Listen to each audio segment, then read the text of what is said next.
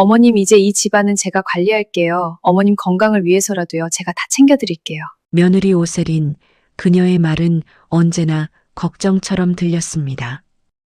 어머님, 저 너무 힘들어요.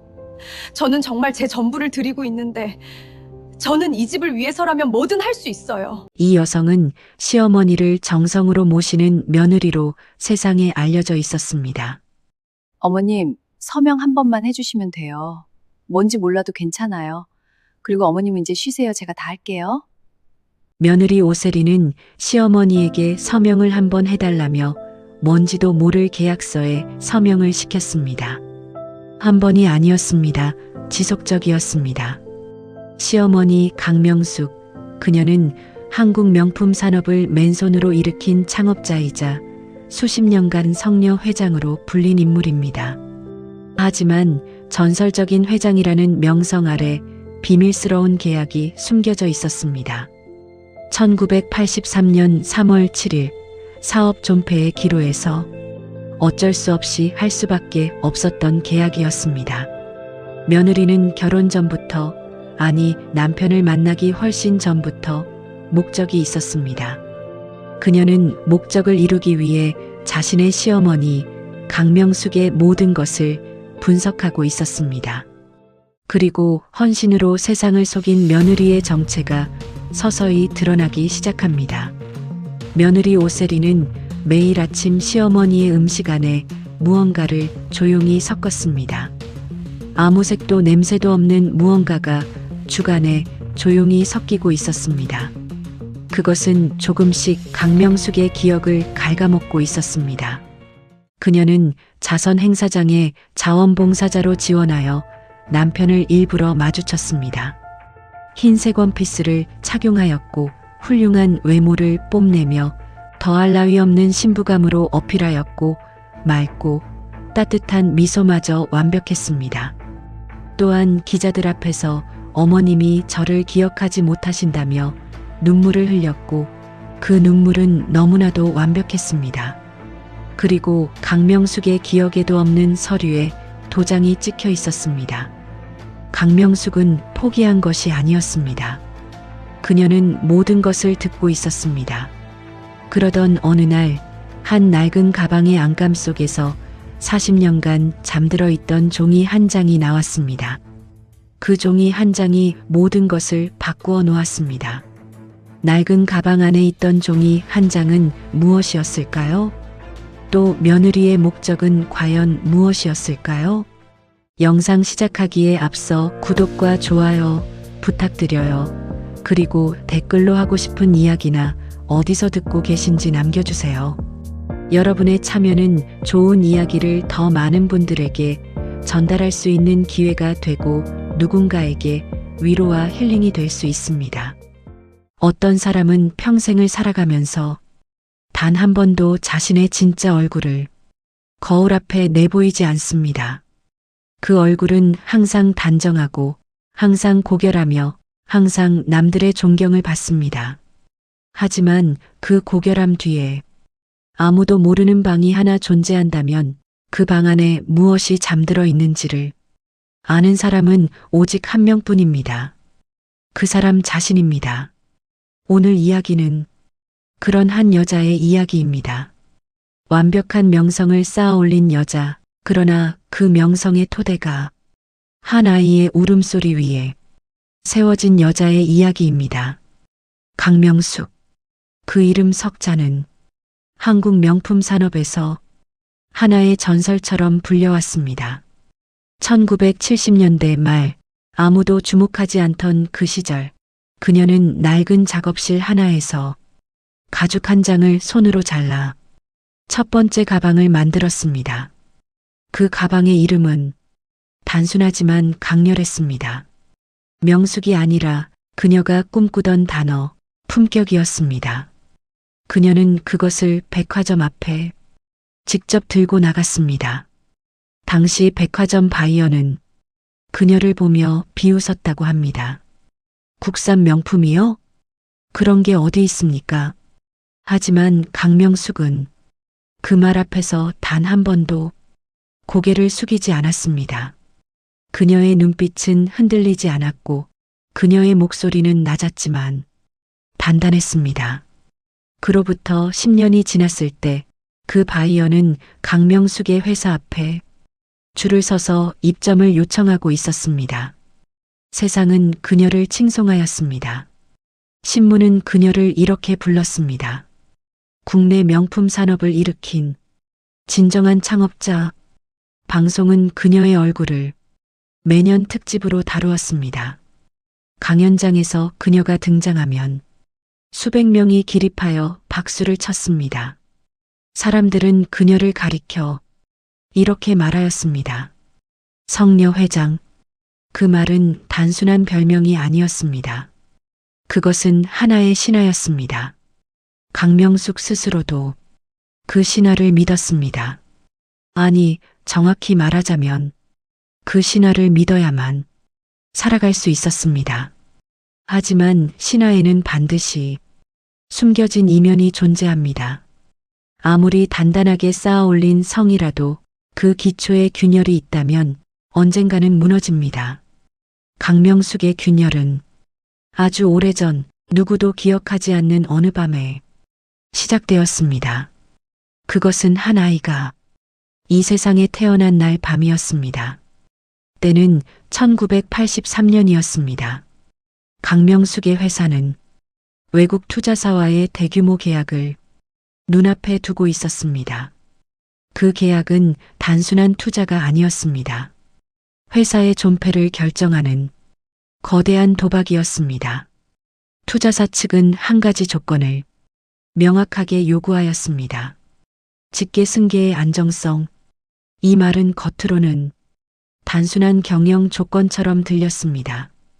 그러나 그 안에 담긴 의미는 훨씬 더 냉혹한 것이었습니다. 혼외자, 불명확한 혈통, 법적으로 정리되지 않은 가족관계. 이 모든 것은 기업 가치를 붕괴시키는 위험 요소였습니다. 그리고 강명숙에게는 그 조건에 걸리는 한 가지 사실이 있었습니다. 딸이었습니다. 강명숙에게는 세상 누구도 몰랐던 딸이 하나 있었습니다. 그 아이는 결혼 전에 태어난 아이였습니다. 짧고 격렬했던 사랑의 결과였으며 동시에 강명숙의 인생에서 가장 깊이 묻어두었던 비밀이었습니다. 그 시절 강명숙은 아직 아무것도 가진 것이 없었습니다. 돈도 없었고 집도 없었고 이름도 없었습니다. 그녀에게 있는 것은 오직 하나였습니다. 야망이었습니다. 그리고 그 야망 앞에 갓 태어난 아이의 울음소리가 놓여 있었습니다. 강명숙은 오랫동안 그 울음소리를 기억 속에서 지우려고 노력하였습니다. 하지만 어머니라는 존재는 기억을 지울 수 있는 존재가 아닙니다. 밤마다 꿈에서 그 소리가 들려왔습니다. 갓 태어난 아이의 울음. 세상에 나온 지 단 몇 시간 만에 어머니의 품을 잃어버린 그 아이의 울음이었습니다. 강명숙은 그 꿈을 꿀 때마다 새벽에 눈을 떠 차가운 물로 얼굴을 씻었습니다. 그리고 다시 잠들었습니다. 그것이 그녀의 방식이었습니다. 1983년 봄 투자 계약이 체결되던 날 밤 강명숙은 서류 한 장에 도장을 찍었습니다. 그것은 투자 계약서가 아니었습니다. 영아 인계 및 자산 담보 계약서였습니다. 아이를 넘기는 대신 일정 금액의 자산을 담보로 하는 그 계약서는 훗날 이 이야기의 핵심이 될 문서였습니다. 하지만 그날 밤 강명숙에게 그 서류는 단 하나의 의미만 가지고 있었습니다. 생존이었습니다. 회사를 살리기 위해 딸을 포기하는 것. 그것이 그녀의 선택이었습니다. 그 선택 이후 강명숙의 인생은 겉으로는 완벽하게 흘러갔습니다. 회사는 살아났고 투자는 성공하였으며 그녀의 이름은 점점 더 높은 곳에 새겨졌습니다. 몇 년 뒤 그녀는 정식으로 결혼하였습니다. 그리고 아들 하나를 낳았습니다. 그 아들의 이름은 도윤이었습니다. 강명숙은 도윤을 중심으로 완벽한 후계 구조를 만들었습니다. 그것이 자신의 죄를 덮는 유일한 방법이라고 그녀는 믿었습니다. 도윤은 총명한 아이였습니다. 어머니의 눈빛을 닮았고 어머니의 고집도 닮았습니다. 강명숙은 그 아이를 바라보며 처음으로 생각했습니다. 이 아이가 있으면 충분하다. 그 생각은 오래된 죄책감을 잠재우는 말이었습니다. 하지만 죄책감은 잠들어 있을 뿐 사라지는 것이 아닙니다. 세월은 흘렀습니다. 강명숙은 나이가 들었고 도윤은 어른이 되었습니다.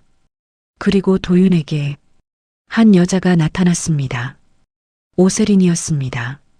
오세린은 처음 만났을 때부터 달랐습니다. 그녀의 말은 부드러웠고 그녀의 미소는 따뜻했으며 그녀의 태도는 한없이 공손하였습니다.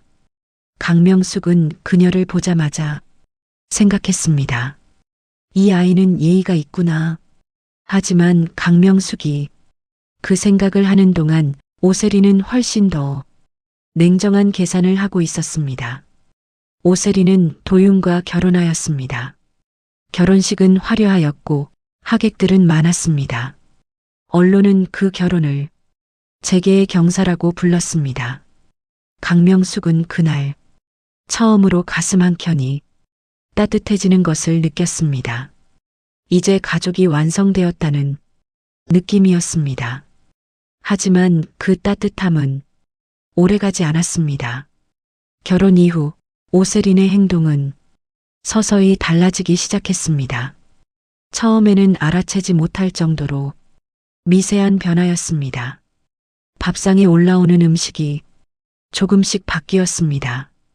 강명숙이 좋아하던 된장찌개 대신 맛없는 죽이 놓였습니다. 처음에는 그냥 넘겼습니다.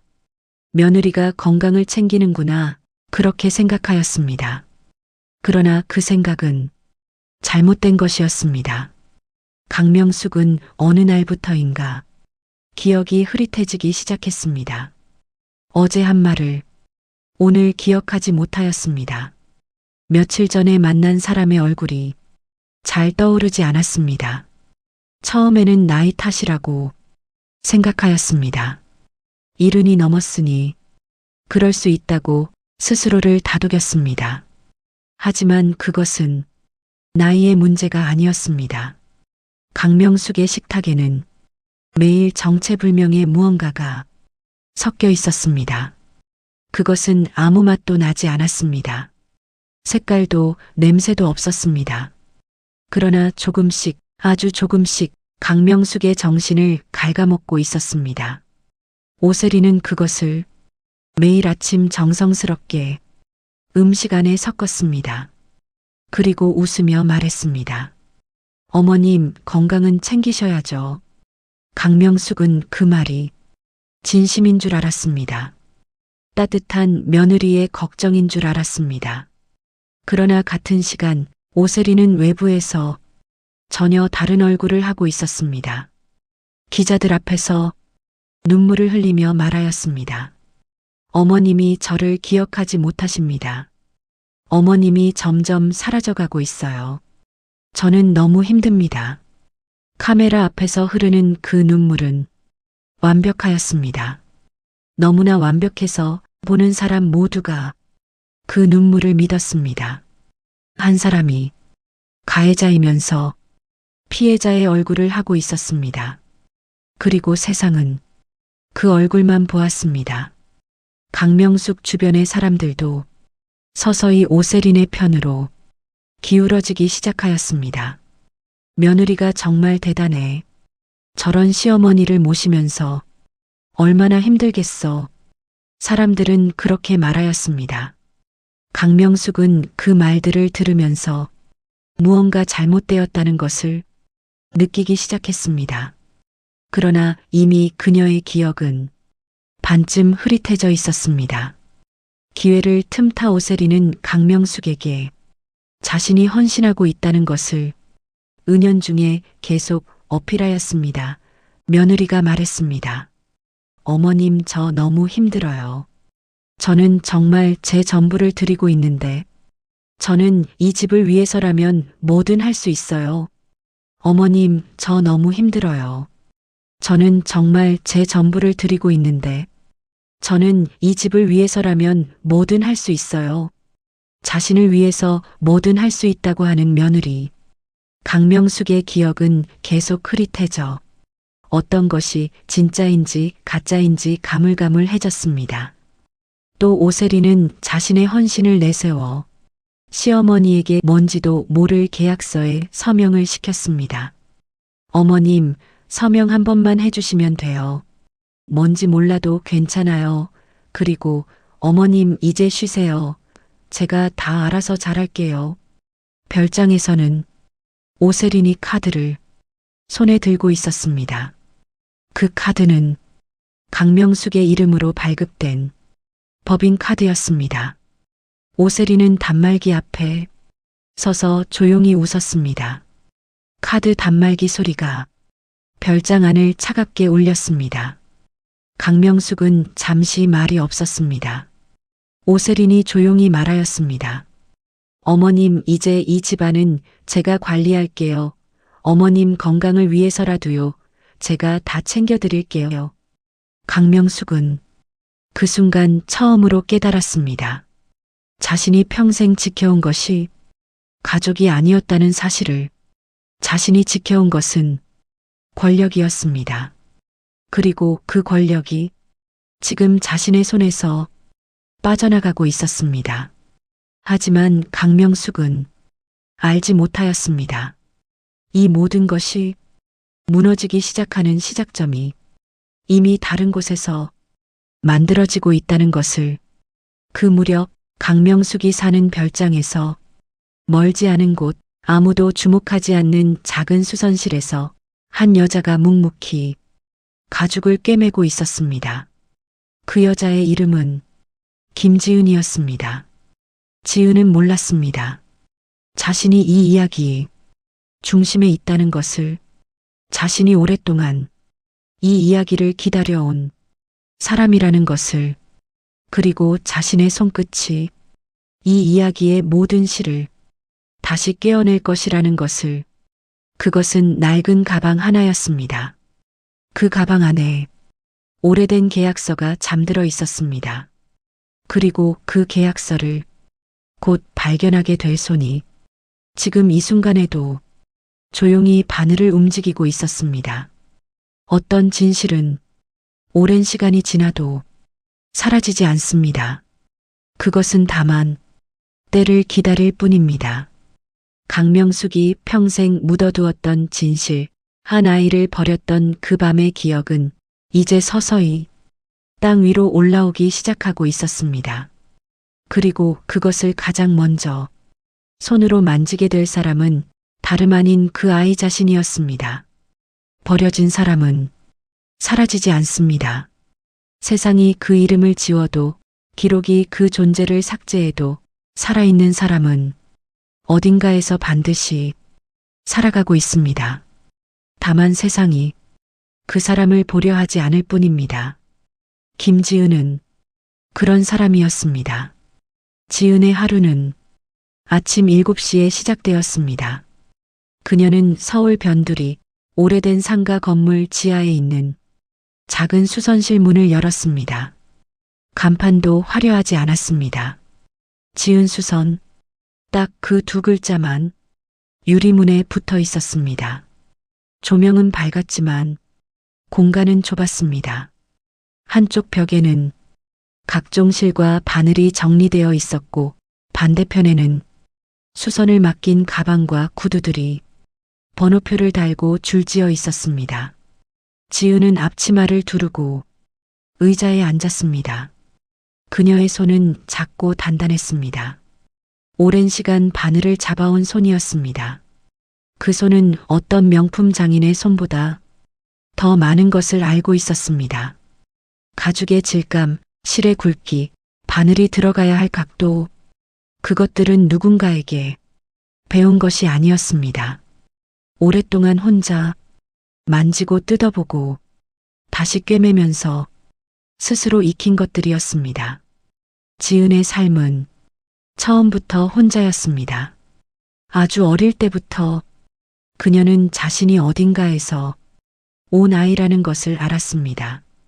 양부모는 나쁜 사람들이 아니었습니다. 그저 바쁜 사람들이었습니다. 먹여주었고 재워주었으며 학교도 보내주었습니다. 그러나 지은이 밤에 올 때 달려와 안아주는 사람은 없었습니다. 지은은 그래서 일찍 배웠습니다. 울지 않는 법을, 그리고 부서진 것을 스스로 고치는 법을. 수선은 그녀에게 단순한 직업이 아니었습니다. 그것은 삶의 방식이었습니다. 망가진 것을 버리지 않고 다시 꿰매어 쓸 수 있게 만드는 것. 그 행위가 지은에게는 일종의 신념이었습니다. 사람들은 낡은 명품을 수선 맡기러 올 때 대개 망설이는 표정으로 들어왔습니다. 이거 고칠 수 있을까요? 너무 오래된 것 같아서요. 지은은 그럴 때마다 조용히 가방을 받아들고 꼼꼼히 살펴본 뒤 말하였습니다. 고칩니다. 시간이 좀 걸릴 뿐입니다. 그날도 한 손님이 낡은 가방 하나를 들고 왔습니다. 여든이 가까워 보이는 할머니였습니다. 가방은 매우 낡아 있었습니다. 1980년대 초반에 만들어진 것이 분명해 보이는 가방이었습니다. 가죽은 건조하게 갈라져 있었고 금속 장식은 산화되어 검게 변해 있었습니다. 그러나 그 형태는 여전히 단정하였습니다. 처음 만들어졌을 때 얼마나 정성이 들어간 가방이었는지가 느껴지는 물건이었습니다. 할머니는 말하였습니다. 이게 우리 딸 애 거였어요. 딸이 어릴 때 맡겨놓고 연락이 없는데 그래도 고쳐두려고요. 지은은 가방을 받아들었습니다. 할머니가 나간 뒤 지은은 가방을 작업대 위에 올려두었습니다. 그리고 천천히 살펴보기 시작하였습니다. 가방의 상태는 예상보다 심각하였습니다. 겉가죽만의 문제가 아니었습니다.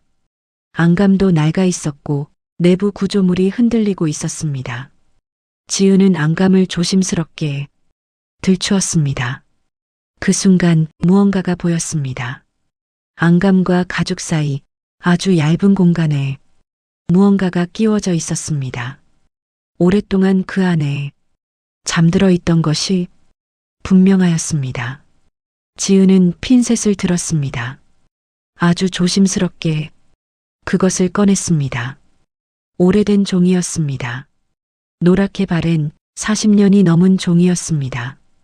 지은은 그것을 작업대 위에 펼쳤습니다. 처음에는 잘 보이지 않았습니다. 종이가 너무 오래되어 글자가 희미하게 발에 있었기 때문입니다. 지은은 돋보기를 가져왔습니다. 그리고 천천히 한 글자씩 읽기 시작하였습니다. 제목은 이러하였습니다. 영아 인계 및 자산 담보 계약서. 지은의 손이 멈추었습니다. 그 계약서에는 날짜가 적혀 있었습니다. 1983년 3월 7일. 그리고 이름이 있었습니다. 인계자 강명숙, 수령자 박모, 대상 여아, 출생일 1983년 3월 2일. 지은은 한동안 그 종이를 내려다보았습니다. 아무 말도 하지 않았습니다. 아무 표정도 짓지 않았습니다. 그저 그 글자들을 눈으로 따라갔습니다. 천천히 한 번 더, 그리고 또 한 번. 1983년 3월 2일. 그 날짜가 어디선가 본 날짜였습니다. 지은은 자신의 가방에서 오래된 수첩을 꺼냈습니다. 수첩 안에는 누렇게 변한 종이 한 장이 끼워져 있었습니다. 그것은 지은이 어릴 때부터 가지고 다니던 유일한 개인 기록이었습니다. 거기에는 이렇게 적혀 있었습니다. 출생일 추정 1983년 3월 2일 전후 지은의 시선이 다시 계약서로 돌아갔습니다. 1983년 3월 2일 그리고 계약서에 적힌 아이의 출생일은 정확히 같았습니다. 그 다음 줄에는 이런 내용이 있었습니다. 인계 조건 본 계약 체결 이후 인계자는 대상 아동에 대한 일체의 법적 사실적 관계를 포기한다. 대상 아동의 존재는 어떠한 방식으로도 공개되지 아니한다. 그리고 마지막 줄 담보 자산 별지 목록 참조 상기 자산은 인계 조건 이행 시 수령자에게 이전된다. 지은은 그 문장을 다시 읽었습니다. 그리고 또 읽었습니다. 손에서 미세한 떨림이 있었습니다. 그것은 분노인지 슬픔인지 아니면 오랫동안 답을 찾지 못했던 질문이 갑자기 풀리는 그 이상한 감각인지 지은 자신도 알 수 없었습니다. 가격이 있었습니다.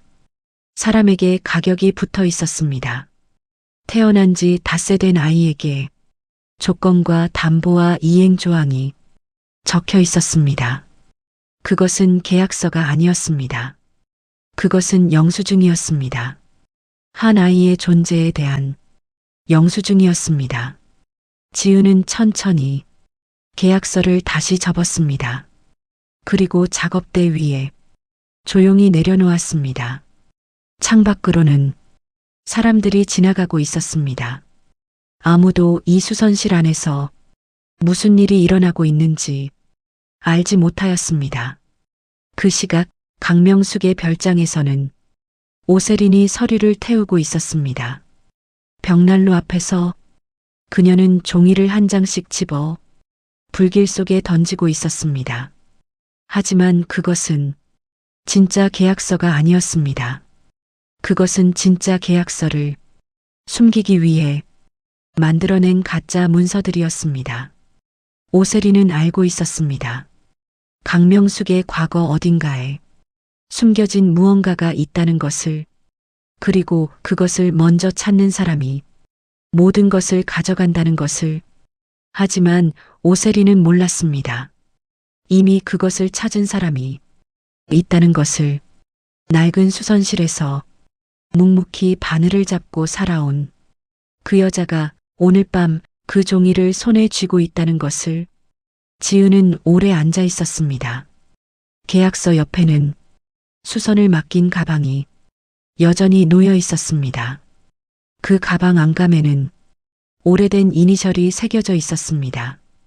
K, M, S, 강명숙, 강명숙. 지은은 그 이니셜을 손끝으로 천천히 더듬었습니다. 가죽은 차가웠습니다. 그러나 그 안에서 무언가가 뜨겁게 올라오는 것이 느껴졌습니다. 그것은 기억이었습니다. 아직 형태가 없는, 그러나 분명히 존재하는 무언가의 기억이었습니다. 지은은 이날부터 달라졌습니다. 겉으로는 아무 변화가 없어 보였습니다. 여전히 가방을 수선하고 여전히 조용히 앉아 있었습니다. 그러나 그 눈빛은 달라져 있었습니다. 그것은 분노한 눈빛이 아니었습니다. 그것은 무언가를 정확하게 보기 시작한 눈빛이었습니다. 수선이라는 것은 단순히 고치는 작업이 아닙니다. 그것은 본래의 형태를 기억해내는 작업입니다. 부서지기 전에 그것이 어떠하였는지를 기억하고 다시 그 형태로 되돌려 놓는 것. 지은은 이제 삶도 그렇게 할 수 있다는 것을 어렴풋이 느끼기 시작했습니다. 그날 밤 지은은 계약서를 작은 봉투에 넣었습니다. 그것은 증거였습니다. 누군가가 저지른 일의 증거였습니다. 그리고 동시에 지은 자신이 이 세상에 존재하였다는 증거이기도 하였습니다. 버려진 것이 아니었습니다. 거래된 것이었습니다. 그 차이가 어떤 의미인지를 지은은 아직 다 알지 못하였습니다. 그러나 한 가지는 알았습니다. 이것은 그냥 넘어갈 수 없다는 것을. 그 계약서에 적힌 이름, 강명숙. 그 이름을 지은은 이미 알고 있었습니다. 신문에서, 방송에서, 사람들의 입에서 성녀 회장 강명숙. 그 이름과 이 계약서가 연결된다면 이 세상이 알고 있는 그 완벽한 신화는 처음부터 거짓이었다는 뜻이었습니다. 지은은 자신이 무엇을 해야 할지 아직 몰랐습니다. 그러나 한 가지만은 분명하였습니다. 이 가방은 고쳐야 합니다. 그리고 그 가방보다 훨씬 더 오래, 훨씬 더 깊이 부서져 있는 것도 고쳐야 합니다. 수선실 창밖으로 밤이 깊어가고 있었습니다. 지은은 다시 바늘을 들었습니다. 그 손은 이제 조금 전과는 달라 보였습니다. 같은 손이었지만 다른 목적을 가진 손이었습니다. 여러분, 잘 듣고 계신가요? 잠깐 여기서 멈춰보겠습니다. 여기까지의 이야기 어떠셨을까요? 지은이 그 계약서를 발견했을 때 저는 한 가지 생각이 멈추질 않았습니다. 이 종이 한 장이 40년 동안 아무도 모르는 곳에 잠들어 있었다는 사실이었습니다. 가방 안감 속에 아무도 열어보지 않은 그곳에 세상에는 묻혀있는 진실이 있습니다. 누군가 감추려 했던 것이 아니라 그냥 아무도 들여다보지 않았기 때문에 오랫동안 보이지 않았던 것들이요. 지은은 그것을 찾으러 간 것이 아니었습니다. 그냥 자신의 일을 하고 있었을 뿐입니다. 바늘을 들고 가죽을 살피고 안감을 조심스럽게 들추다가 우연히 만난 것이었습니다. 저는 그 장면이 오래 마음에 남았습니다. 거창한 각오가 아니었습니다. 대단한 준비가 있었던 것도 아니었습니다. 그냥 자기 앞에 놓인 일을 성실하게 하다가 진실과 마주친 것이었습니다. 살다 보면 그런 순간이 있습니다. 내가 찾으러 간 것도 아닌데 어느 날 갑자기 알고 싶지 않았던 무언가와 마주치게 되는 순간이요. 그 순간에 어떻게 하느냐가 그 사람이 어떤 사람인지를 말해준다고 생각합니다. 지은은 그 종이를 보고 덮지 않았습니다. 강명숙은 나쁜 사람이었을까요? 저는 그 질문이 그렇게 단순하지 않다고 생각합니다. 그녀는 살아남기 위해 가장 소중한 것을 포기한 사람이었습니다. 그리고 그 선택을 한 뒤 평생 그 죄책감을 안고 살았습니다. 완벽한 신화를 만들어 온 것도 어쩌면 그 죄책감을 덮기 위한 오랜 몸부림이었을지 모릅니다. 잘못은 잘못입니다. 그러나 잘못을 저지른 사람이 그것을 안고 평생을 살아간다는 것도 그것 자체로 무거운 일입니다. 우리는 누군가를 쉽게 단죄하지만 그 사람의 무게까지 아는 경우는 많지 않습니다. 이야기는 아직 끝나지 않았습니다. 진실은 이제 막 땅 위로 올라오기 시작했습니다. 계속 함께 해주세요. 완벽한 사람이라는 것은 존재하지 않습니다. 그러나 완벽한 연기를 하는 사람은 존재합니다. 그 연기가 너무 오래 지속되면 연기를 하는 사람 스스로도 자신이 무엇을 하고 있는지 잊어버리게 됩니다. 오세린은 그런 사람이었습니다. 오세린이 처음 도윤을 만난 것은 한자선 행사장이었습니다. 그녀는 그날 흰색 원피스를 입고 자원봉사자로 서 있었습니다. 도윤은 우연히 그녀의 옆을 지나쳤습니다. 그리고 멈추었습니다. 오세린의 미소는 완벽하였습니다. 거기에는 어떤 계산도 없어 보였습니다. 그저 맑고 그저 따뜻하였습니다. 도윤은 그 미소를 보면서 처음으로 생각하였습니다. 이런 사람이 있구나. 그것은 도윤이 평생 처음 느껴본 감정이었습니다. 그러나 그 감정은 오세린이 계획한 것이었습니다. 오세리는 그 행사장에 우연히 간 것이 아니었습니다. 도윤이 그날 그 자리에 참석한다는 것을 미리 알고 있었습니다. 흰색 원피스도 그 위치도 그 미소도 전부 준비된 것이었습니다.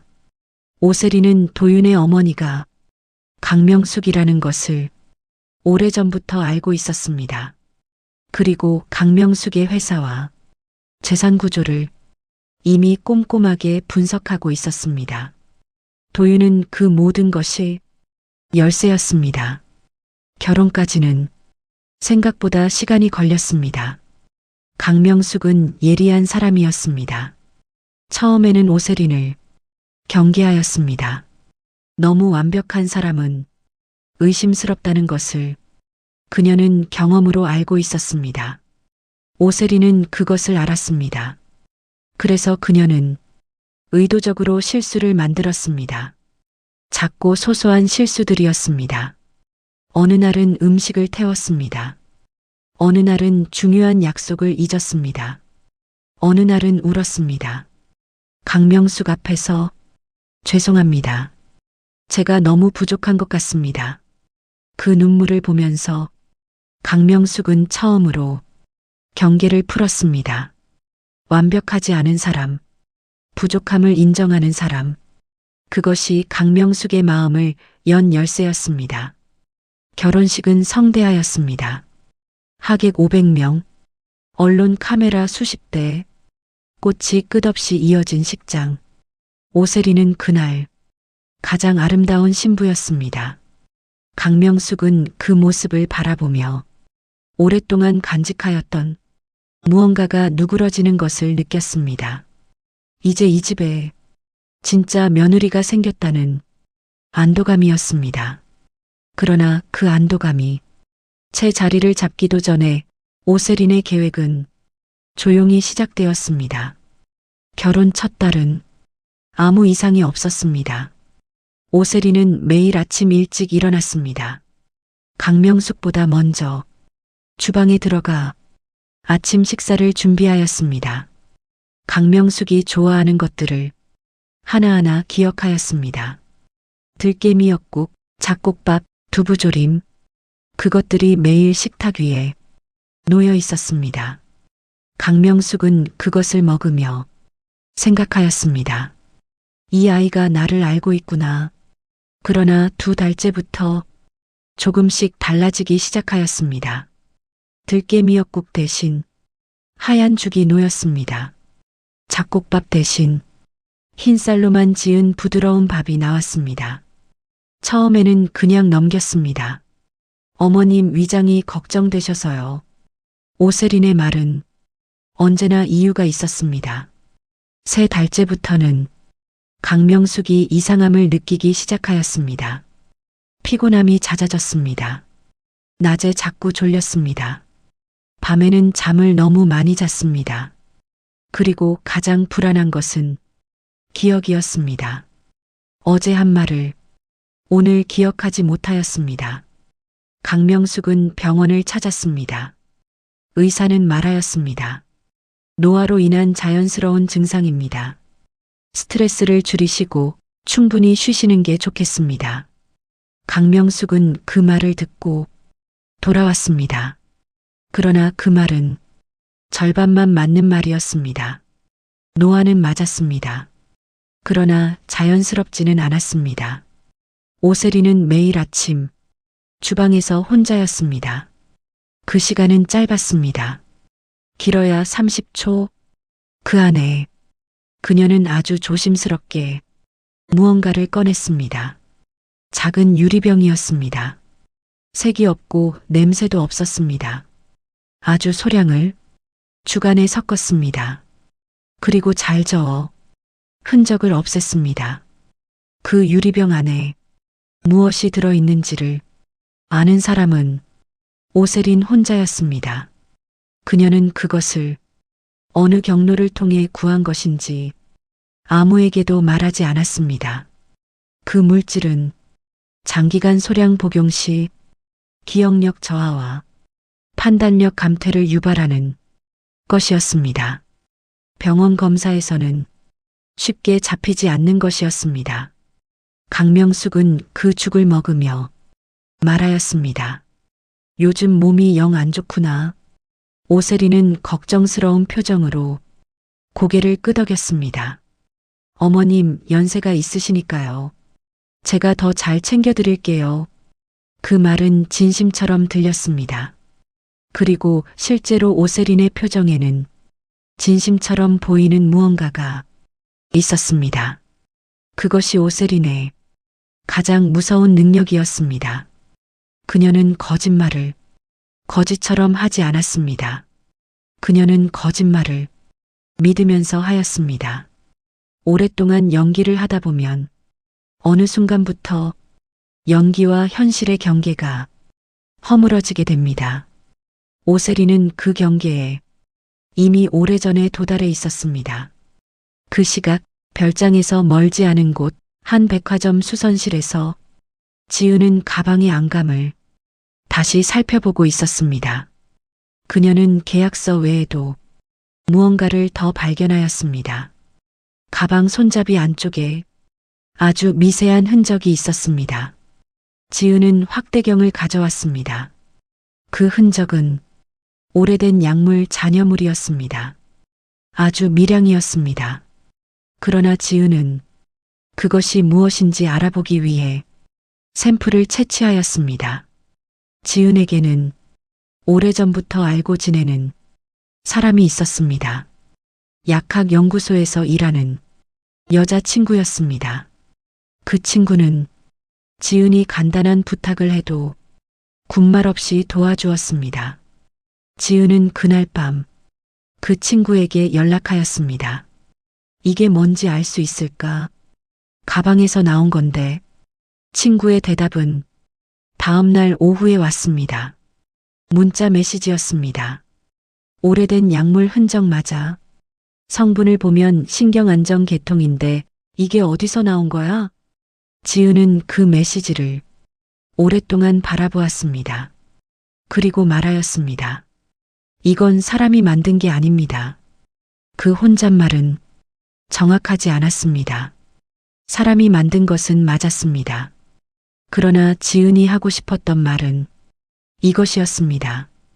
이것은 사람이 사람에게 해서는 안 되는 일이라는 것. 이제 지은의 앞에는 두 가지 단서가 놓여 있었습니다. 하나는 계약서, 하나는 약물 흔적. 그 두 가지는 각각 다른 시간대의 이야기였습니다.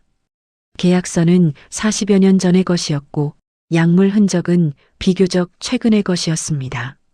하지만 그 두 가지는 하나의 공통점을 가지고 있었습니다.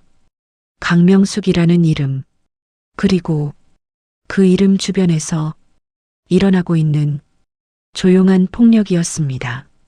지은은 결심하였습니다. 더 이상 수선실 안에만 앉아 있을 수 없었습니다. 그녀가 손에 쥔 것은 단순한 증거가 아니었습니다. 그것은 한 노인의 생명과 연결된 것이었습니다. 그리고 어쩌면 지은 자신의 삶과도 연결된 것이었습니다. 지은은 강명숙에 대해 더 알아보기 시작하였습니다. 그 이름을 검색하였습니다. 수십 개의 기사들이 쏟아졌습니다. 명품 창업자, 성녀 회장, 한국 패션 산업의 어머니, 그리고 최근 기사들, 강명숙 회장, 건강 이상설, 며느리 오세린 씨, 시어머니 병간호 헌신 화재, 오세린의 사진이 있었습니다. 카메라 앞에서 눈물을 흘리는 장면이었습니다. 어머님이 저를 기억하지 못하십니다. 그 말이 기사에 인용되어 있었습니다. 지은은 그 사진을 오랫동안 바라보았습니다. 그 눈물은 완벽하였습니다. 너무 완벽해서 오히려 이상하였습니다. 슬픔이라는 것은 원래 이렇게 완벽하지 않습니다. 진짜 슬픔은 어수선합니다.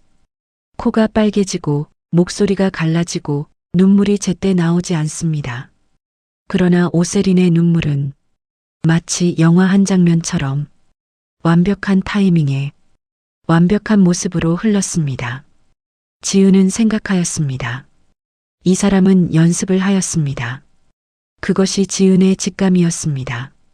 수선을 오래 한 사람은 압니다. 진짜와 가짜의 차이를.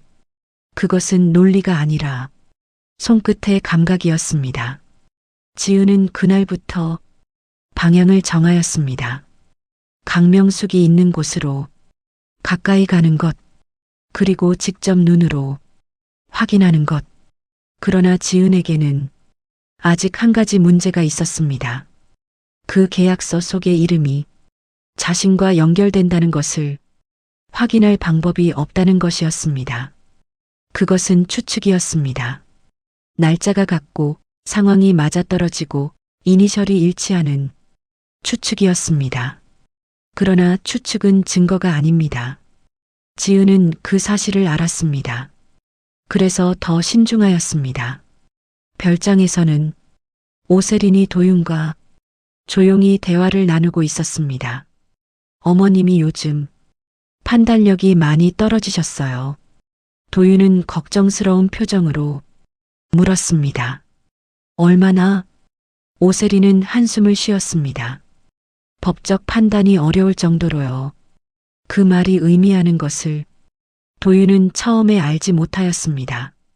그러나 며칠 뒤 오세린은 서류 한 묶음을 도윤 앞에 내밀었습니다. 어머님이 서명하신 거예요. 어머님 건강을 위해 필요한 조치들이에요. 도윤은 그 서류들을 훑어보았습니다. 재산관리 위임, 법인 대표 변경, 주거 관련 결정 위임. 하나하나 읽어볼수록 무언가 이상하다는 느낌이 들었습니다. 그러나 오세린의 목소리는 너무 차분하였습니다. 어머님을 위한 거예요. 어머님이 힘드시지 않게요. 도윤은 그 목소리를 들으며 느낌을 눌렀습니다. 그것이 도윤의 실수였습니다. 느낌을 눌러버린 것, 이상하다고 느낀 그 순간에 멈추지 않은 것. 세상에는 이상하다는 느낌이 정답인 경우가 있습니다. 그리고 그 느낌을 설명할 수 없다는 이유로 무시해버릴 때 가장 큰 실수가 시작됩니다. 지은은 이제 수선실 밖으로 나가기로 하였습니다. 그녀가 처음 향한 곳은 법원 기록실이었습니다. 오래된 입양 관련 기록을 찾기 위해서였습니다. 그 기록 안에서 그녀는 자신의 이름 옆에 오래된 서류 번호 하나를 발견하였습니다. 그 번호를 따라가자 또 다른 문서가 나왔습니다. 그리고 그 문서에 적힌 이름을 보았을 때 지은의 숨이 잠시 멈추었습니다. 강명숙. 그것은 더 이상 추측이 아니었습니다. 진짜와 가짜를 구별하는 것은 쉬운 일처럼 보입니다. 그러나 실제로는 가장 어려운 일에 속합니다.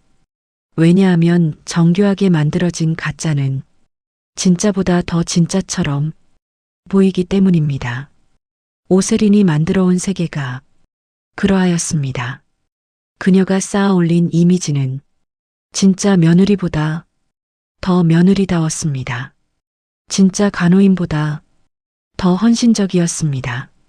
그리고 진짜 피해자보다 더 슬퍼 보였습니다.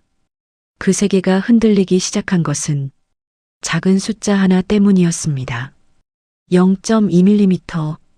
명품 전시회는 강명숙의 회사가 창립 45주년을 맞아 기획한 대규모 행사였습니다. 그러나 그 이름 앞에 이제는 오세린의 그림자가 짙게 드리워져 있었습니다. 강명숙의 기억이 흐릿해진 이후 회사의 실질적인 결정권은 서서히 오세린의 손으로 넘어가고 있었습니다. 전시회 장소는 서울 시내 한 대형 갤러리였습니다. 언론이 왔고 투자자들이 왔으며 업계 관계자들이 모였습니다. 오세린은 우아하게 입구에서 하객을 맞이하였습니다. 그 모습은 흠잡을 곳이 없었습니다. 전시장 안에는 강명숙의 회사가 45년 동안 만들어 온 제품들이 전시되어 있었습니다. 창립 초기의 가방부터 최근 신제품까지, 그리고 그 사이 어딘가에 오세린이 준비한 제품들이 섞여 있었습니다. 그 제품들은 표면상 완벽하였습니다. 강명숙의 회사 로고가 찍혀 있었고 포장도 동일하였으며 번호표도 진품과 구별이 가지 않았습니다. 그러나 그것들은 강명숙의 공장에서 만들어진 것이 아니었습니다. 오세린은 그것을 알고 있었습니다. 그리고 그것이 단기적으로 수익을 만들어내는 방법이라는 것도 알고 있었습니다.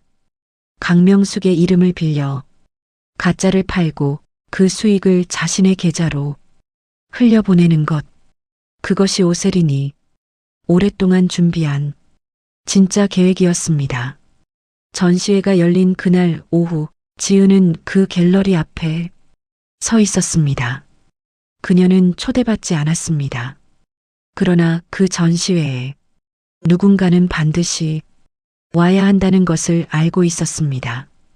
지은은 자신이 전문 감정사가 아니라는 것을 알았습니다. 그러나 그녀는 수십 년 동안 명품을 수선하며 진짜와 가짜를 손으로 만져온 사람이었습니다. 그 경험은 어떤 자격증보다 더 깊은 지식을 담고 있었습니다. 지은은 조용히 갤러리 안으로 들어갔습니다. 방문객 출입이 허용된 공개 전시회였기 때문에 제지하는 사람은 없었습니다. 그녀는 아무것도 내세우지 않았습니다. 수수한 옷차림이었고 손에는 아무것도 없었습니다. 지은은 전시된 가방들을 하나씩 살펴보기 시작하였습니다. 처음 몇 개는 진품이었습니다. 그 손끝에서 느껴지는 감각은 분명하였습니다. 장인의 손길이 느껴지는 가죽이었습니다. 그러나 5번째 가방에서 손이 멈추었습니다. 무언가 달랐습니다. 겉모습은 같았습니다. 로고도, 색도, 형태도. 그러나 손끝이 말하였습니다. 이것은 다르다고.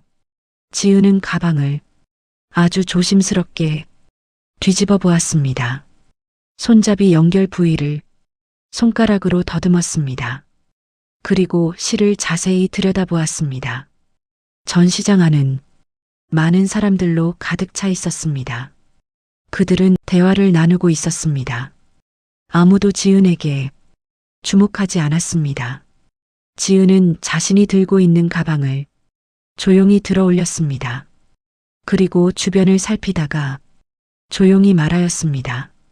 이 가방의 실 간격은 0.7입니다. 처음에는 가까이 있던 2~3명만 그 말을 들었습니다. 그들이 고개를 돌렸습니다. 한 사람이 물었습니다. 네. 지은은 다시 말하였습니다. 정품 기준은 0.5입니다. 그 말이 퍼지기 시작하였습니다. 주변 사람들이 하나둘 가까이 왔습니다. 언론사 카메라도 이쪽으로 방향을 돌렸습니다. 입구에서 하객을 맞이하던 오세린의 눈이 지은을 포착하였습니다. 오세린의 얼굴에서 무언가가 순간적으로 스쳐 지나갔습니다. 그것은 당황이었습니다. 그러나 그 표정은 순식간에 다시 지워졌습니다. 오세린은 천천히 지은이 있는 방향으로 걸어오기 시작하였습니다. 그 걸음은 느긋하였습니다. 당황한 사람의 걸음이 아니었습니다. 그러나 지은은 오세린이 다가오는 것을 이미 알고 있었습니다. 그녀는 가방을 내려놓지 않았습니다. 오히려 더 또렷하게 목소리를 높였습니다. 0.2는 기술의 차이가 아닙니다. 0.2는 양심의 차이입니다. 전시장이 조용해졌습니다. 카메라들이 지은에게 향해 있었습니다. 오세린은 지은의 앞에 도착하였습니다. 그리고 부드럽게 말하였습니다. 어디서 오셨어요? 이런 공개 장소에서 근거 없는 말씀을 하시면 저희 회사가 곤란합니다. 그 목소리는 차분하였습니다. 그러나 그 안에 경고가 담겨 있었습니다. 지은은 오세린을 똑바로 바라보았습니다. 그 눈빛은 흔들리지 않았습니다. 지은이 말하였습니다. 저는 23년간 명품을 수선한 사람입니다. 근거는 이 가방이 말합니다. 주위에 있던 한 기자가 지은의 말을 받았었습니다. 또 다른 사람이 자신의 가방을 꺼내 실간격을 들여다보기 시작하였습니다. 오세린의 얼굴에서 처음으로 균열이 보였습니다. 그것은 눈가의 미세한 경련이었습니다. 아주 짧은 순간이었습니다. 그러나 지은은 그것을 보았습니다. 진짜와 가짜를 구별하는 사람은 표면이 아니라 흔들림을 봅니다. 그 흔들림이 아무리 작아도 그것을 훈련된 눈은 놓치지 않습니다. 오세린은 다시 표정을 정비하였습니다. 그리고 말하였습니다. 제품 품질에 대한 우려사항은 공식 채널로 접수해 주세요. 그것은 상황을 통제하려는 시도였습니다. 그러나 이미 늦어 있었습니다. 전시장 안에서 가방을 살펴보는 사람들이 늘어나고 있었습니다. 몇 명이 수군거리기 시작하였습니다. 이거 실간격이 진짜 다르네. 여기랑 저기랑 다른 것 같은데. 지은은 조용히 가방을 내려놓았습니다. 그리고 오세린에게 한마디 더 하였습니다. 진품은 시간이 지나도 본래의 형태를 기억합니다. 그게 진짜의 힘입니다. 그 말이 끝난 뒤 지은은 조용히 전시장을 나갔습니다. 뒤를 돌아보지 않았습니다. 오세린은 그 뒷모습을 바라보았습니다. 처음으로 무언가 잘못되고 있다는 느낌이 들었습니다. 그 느낌은 정확하였습니다. 전시회 이후 언론에 관련 기사들이 올라오기 시작하였습니다. 강명숙 회사 제품 품질 논란, 전시회 현장 감별 주장 파문, 기사들은 작은 것이었습니다. 그러나 불씨는 아주 작은 것으로부터 시작됩니다. 오세린은 그날 밤 자신의 사무실에서 오래 앉아 있었습니다. 지은이라는 이름을 검색하였습니다. 별다른 것이 나오지 않았습니다. 수선실 하나를 운영하는 평범한 사람이었습니다. 그러나 오세린은 그 평범함이 불안하였습니다. 평범한 사람이 저런 말을 할 수 있을 때는 두 가지 경우입니다. 하나는 아는 것이 없는 경우, 하나는 이미 너무 많이 아는 경우. 오세린은 직감적으로 두 번째라고 느꼈습니다. 그 직감도 정확하였습니다. 지은은 그날 밤 수선실로 돌아왔습니다. 그리고 계약서가 담긴 봉투를 꺼내어 다시 살펴보았습니다. 이제 그것만으로는 부족하였습니다. 증거는 더 필요하였습니다. 그러나 지은에게는 이제 한 가지 사실이 분명해져 있었습니다. 이 싸움은 수선실 안에서 끝나는 싸움이 아니라는 것. 그리고 지은이 모르는 곳에서 강명숙도 움직이고 있었습니다. 강명숙은 기억이 흐릿해지면서도 한 가지만은 잃지 않고 있었습니다. 의심이었습니다. 그 의심은 희미하였습니다. 그러나 꺼지지 않았습니다. 강명숙은 어느 날부터 조용히 하기 시작한 것이 있었습니다. 그것은 녹음이었습니다. 작은 녹음기를 침실 서랍 안에 숨겨두었습니다. 아무것도 증명하지 못할 수도 있었습니다. 그러나 강명숙은 생각하였습니다. 남겨두어야 한다. 그것이 이른이 넘은 한 여자가 마지막으로 선택한 저항이었습니다. 사람이 가장 조용해질 때는 두 가지 경우입니다. 하나는 포기하였을 때이고 하나는 모든 것을 준비하였을 때입니다. 그 두 침묵은 겉으로 보기에 구별이 되지 않습니다. 그래서 조용한 사람을 함부로 판단해서는 안 됩니다. 강명숙은 오랫동안 조용하였습니다. 오세린의 눈에는 그 침묵이 포기처럼 보였습니다. 기억을 잃어가는 노인, 자신의 상황을 파악하지 못하는 사람, 더 이상 위협이 되지 않는 존재. 오세린은 그렇게 생각하고 있었습니다. 그러나 강명숙의 침묵은 포기가 아니었습니다. 그것은 관찰이었습니다. 강명숙은 수십 년간 사업을 해온 사람이었습니다. 그 세월 동안 그녀가 가장 많이 배운 것은 한 가지였습니다. 사람을 읽는 법, 말이 아니라 행동을 보는 것, 행동이 아니라 반복되는 패턴을 보는 것. 오세린의 행동에는 패턴이 있었습니다.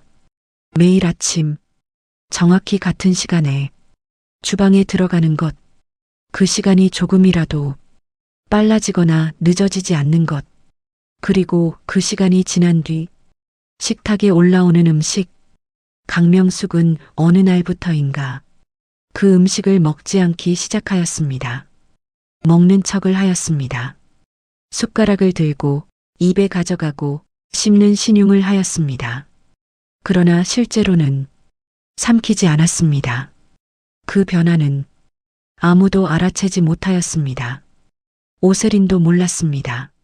며칠이 지났습니다. 강명숙의 머리가 맑아지기 시작하였습니다. 기억이 돌아왔습니다. 흐릿하게 보이던 것들이 선명해졌습니다. 그 선명함과 함께 분노가 왔습니다. 그러나 강명숙은 그 분노를 밖으로 내보내지 않았습니다. 분노는 안으로 삼켰습니다. 그리고 다시 조용해졌습니다. 녹음은 계속되고 있었습니다. 침실의 작은 녹음기, 거실 소파 아래 숨겨둔 것, 서재 책장 사이에 끼워둔 것. 강명숙은 세 곳에 녹음기를 놓아두었습니다. 오세린과 도윤의 대화가 녹음되었습니다.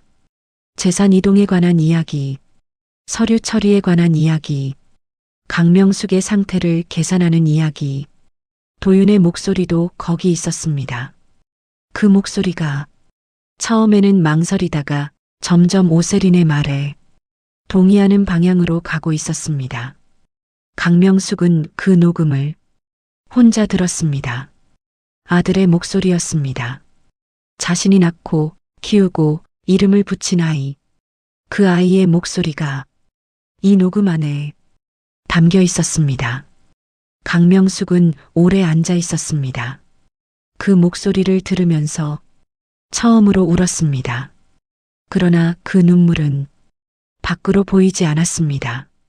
이불 속에서 조용히 흘렸습니다. 그리고 다음 날 아침 강명숙은 다시 식탁에 앉았습니다. 평소와 다름없는 표정으로 오세린이 음식을 가져왔습니다. 강명숙은 웃으며 말하였습니다. 고맙다.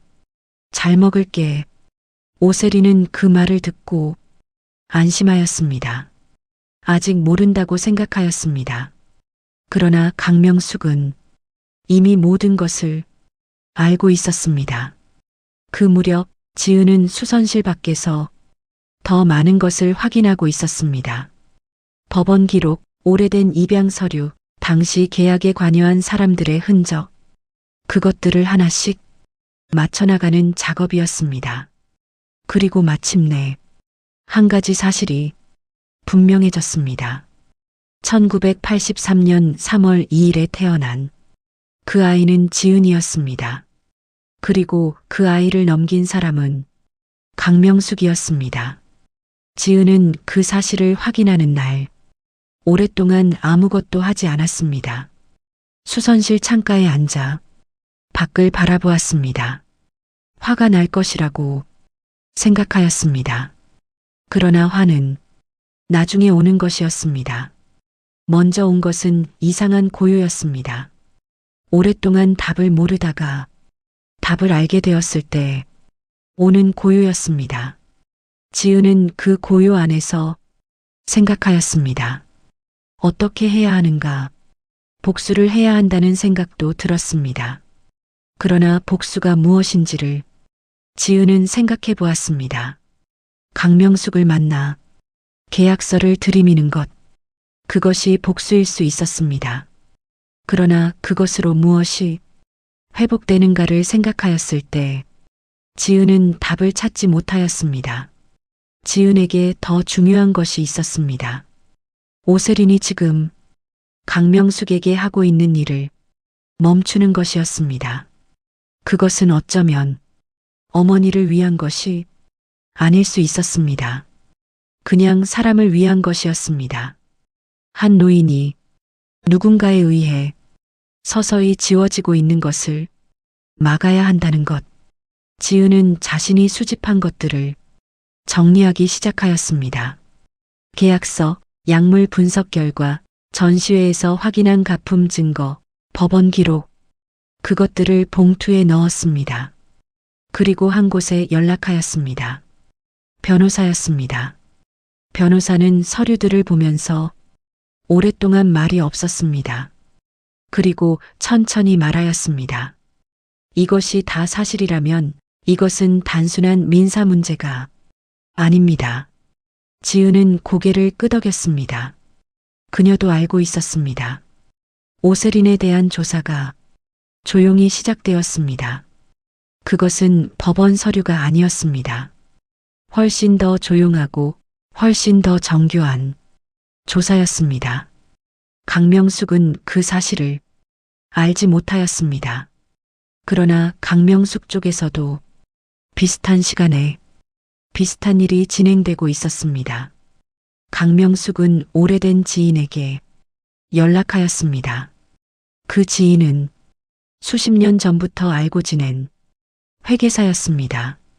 강명숙은 말하였습니다. 내 법인 계좌를 전부 들여다봐줘.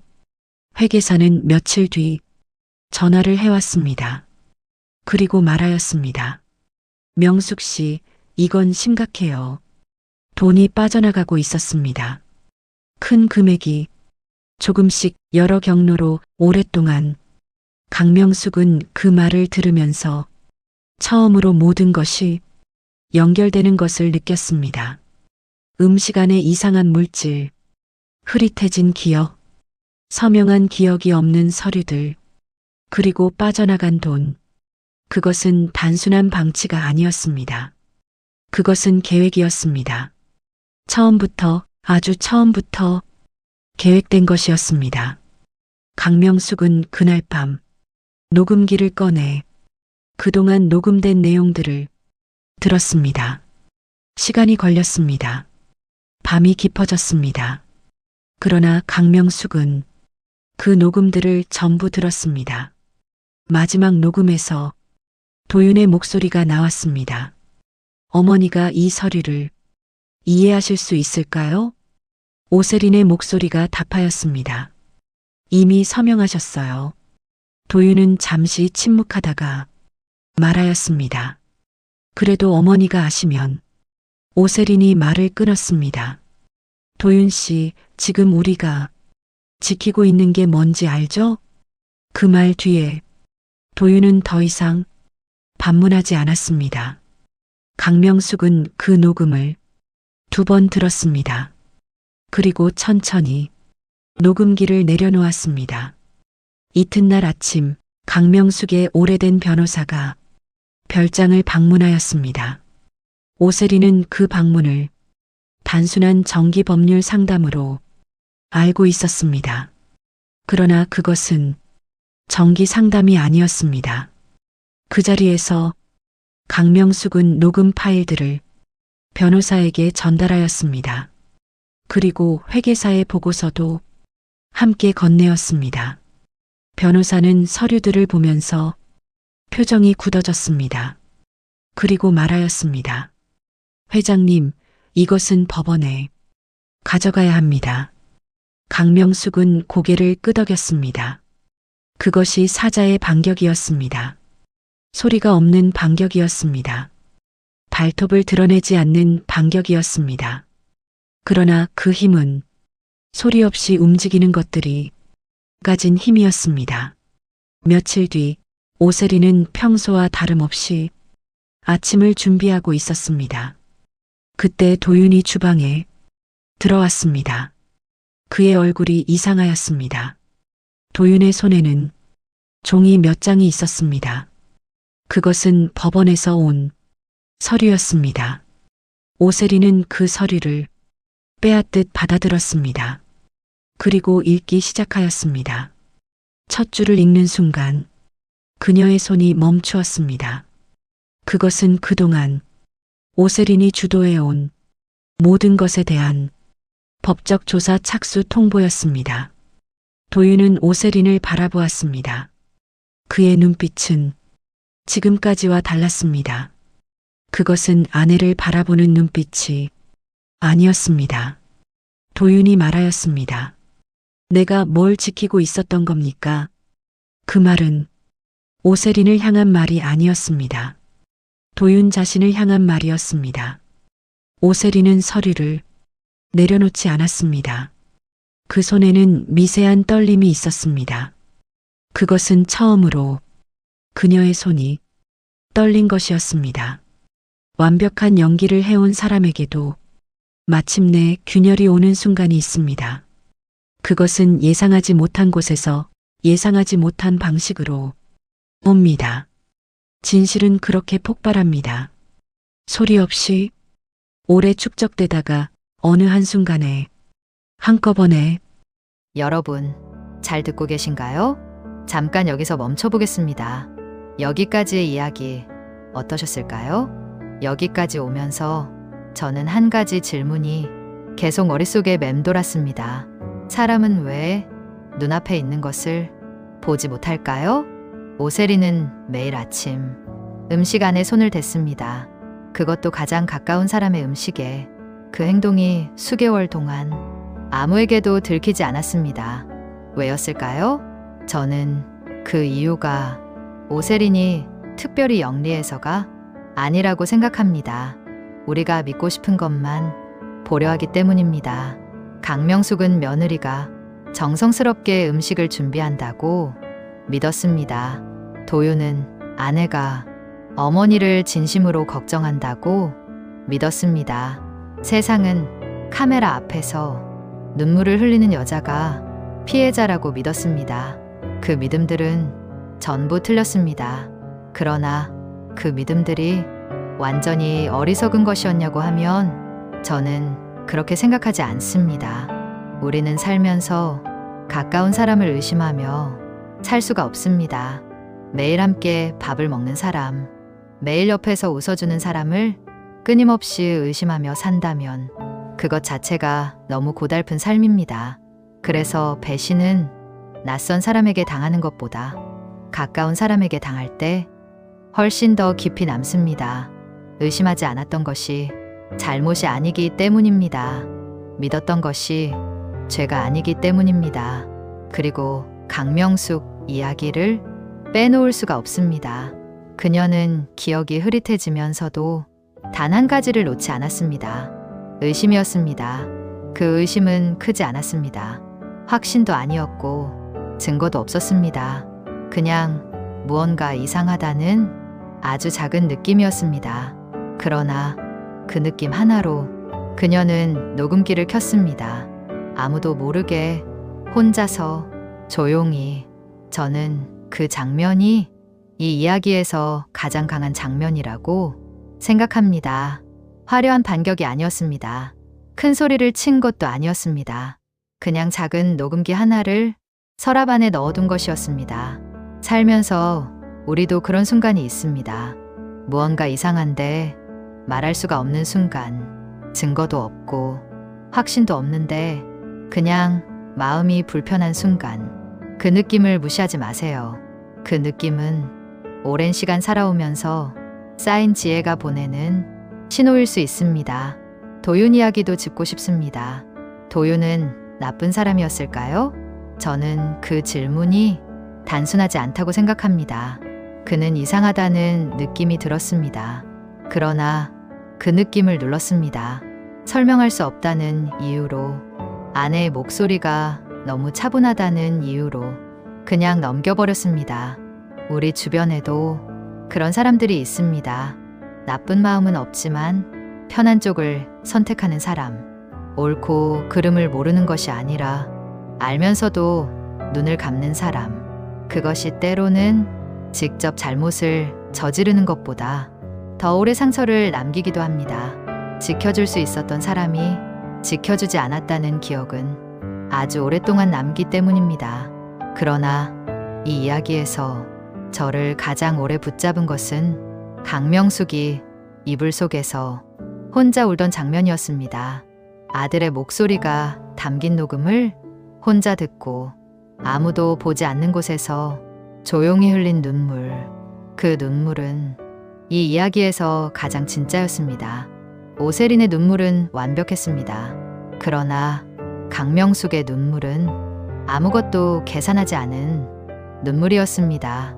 살면서 우리가 흘리는 눈물도 그런 것들이 있지 않으신가요? 누구에게도 보여주지 못하고 밤에 혼자 삼키는 눈물. 그것이 가장 무겁고 그것이 가장 진짜인 눈물입니다. 그리고 강명숙은 그 눈물을 흘린 다음 날 아침 아무 일도 없었던 듯 식탁에 다시 앉았습니다. 무너진다고 해서 모든 것이 끝나는 것이 아닙니다. 밤에 울고 아침에 다시 일어나는 것. 그것이 살아간다는 것의 가장 솔직한 모습입니다. 여러분도 그렇게 살아오신 분들이 많으실 겁니다. 말하지 못한 채 삼킨 것들, 혼자 견뎌낸 밤들, 아무도 몰라주는 무게들. 그것들이 약함이 아닙니다.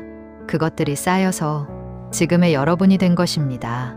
이야기는 아직 끝나지 않았습니다. 진실은 이제 막 모습을 드러내기 시작했습니다. 계속 함께 해주세요. 모든 것이 무너지고 난 뒤 남은 것은 무엇입니까? 어떤 사람은 폐허라고 합니다.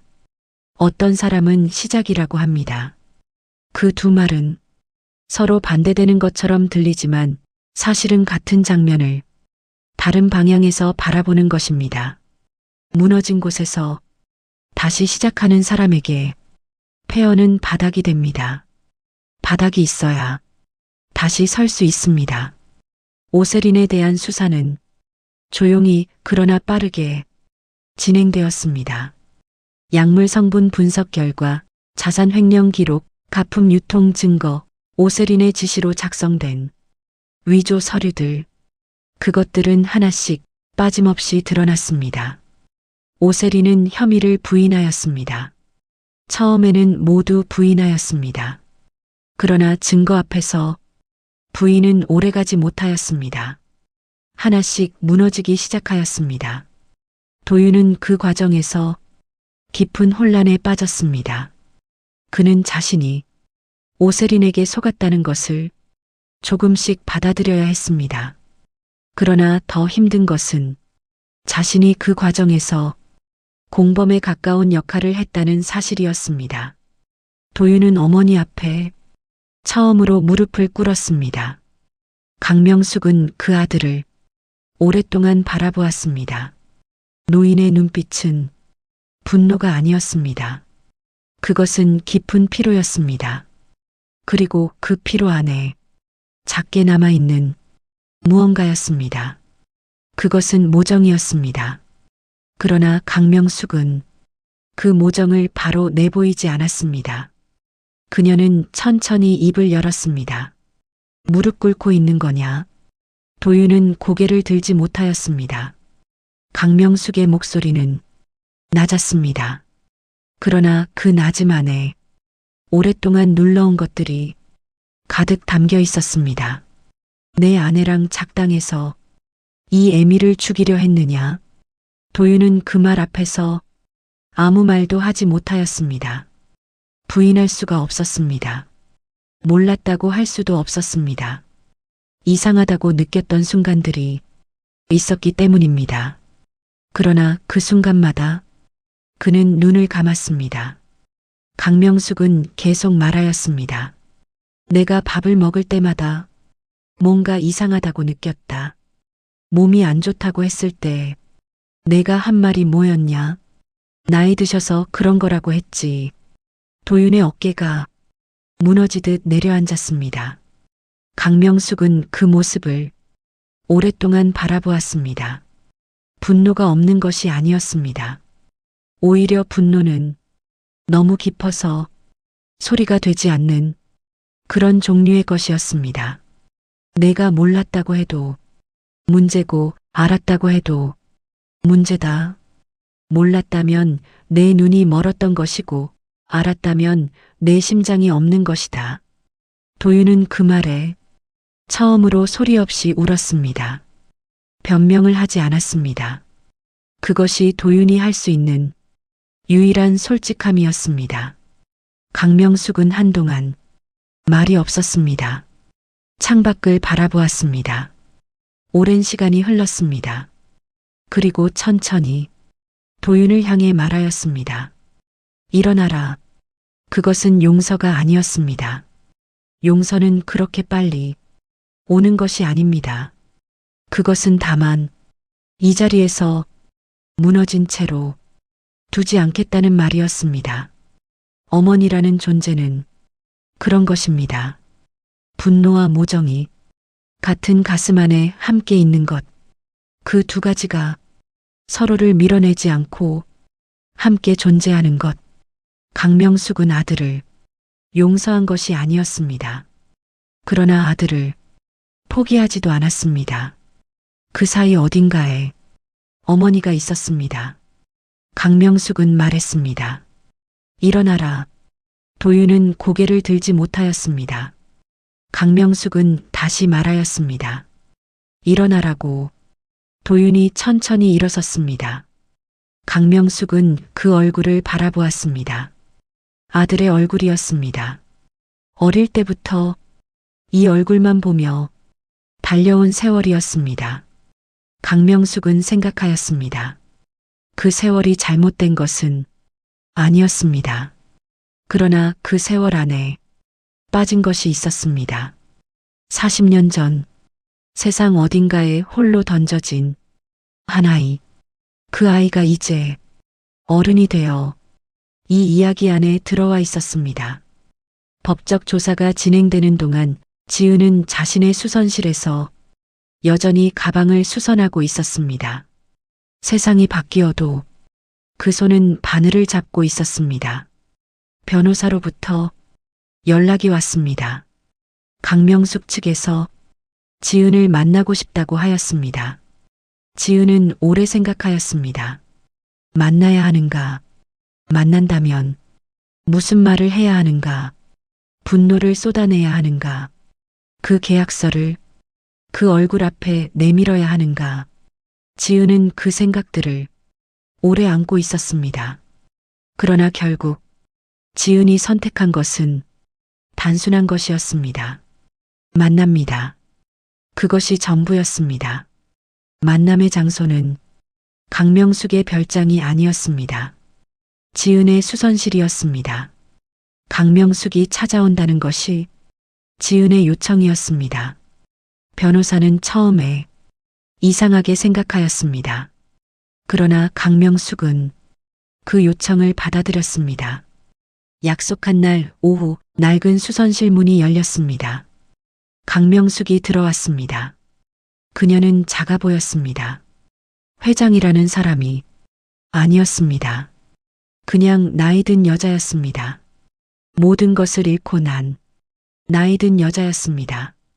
지은은 작업대 앞에서 고개를 들었습니다. 두 사람은 처음으로 같은 공간에 서게 되었습니다. 침묵이 길었습니다. 강명숙은 말을 찾고 있었습니다.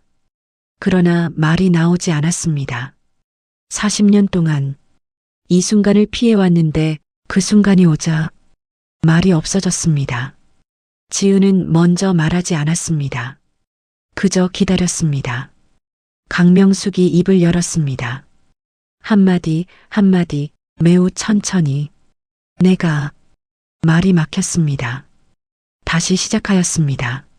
내가 잘못했다. 지은은 그 말을 들었습니다. 아무 말도 하지 않았습니다. 강명숙이 계속하였습니다. 그때 나는 회사가 전부라고 생각했어. 그게 내 잘못이었어. 너를 택했어야 했는데. 지은은 고개를 내렸습니다. 그 말이 마음 어딘가에 들어오는 것이 느껴졌습니다. 그러나 쉽게 녹지 않았습니다. 강명숙의 눈에서 물이 흘렀습니다. 그것은 처음 보는 강명숙의 눈물이었습니다. 그 눈물은 후회가 아니었습니다. 후회는 과거를 향하는 것이지만 그 눈물은 지금 이 순간을 향하고 있었습니다. 그것은 늦은 이해였습니다. 이제야 모든 것을 잃고 나서야 무엇이 중요하였는지를 알게 된 사람의 이해였습니다. 지은은 작업대 위에 놓여있던 구두 하나를 집어들었습니다. 그것은 오래된 구두였습니다. 지은이 말하였습니다. 이건 버려진 인생입니다. 강명숙은 그 구두를 바라보았습니다. 그 구두는 형태가 있었습니다. 낡았지만 여전히 구두였습니다. 지은이 다시 말하였습니다. 고치면 됩니다. 강명숙은 그 말의 의미를 천천히 받아들였습니다. 지은이 마지막으로 말하였습니다. 사람은 고칠 수 없습니다. 하지만 인생은 다시 꿰맬 수 있습니다. 그 말이 공간 안에 오래 머물렀습니다. 강명숙은 그 말을 몇 번이나 되새겼습니다. 인생은 다시 꿰맬 수 있다. 그것은 용서를 말하는 것이 아니었습니다. 용서는 줄 수도 있고 줄 수 없을 수도 있습니다. 그것은 지은이 결정할 일이었습니다. 그러나 꿰맨다는 것은 다른 이야기입니다.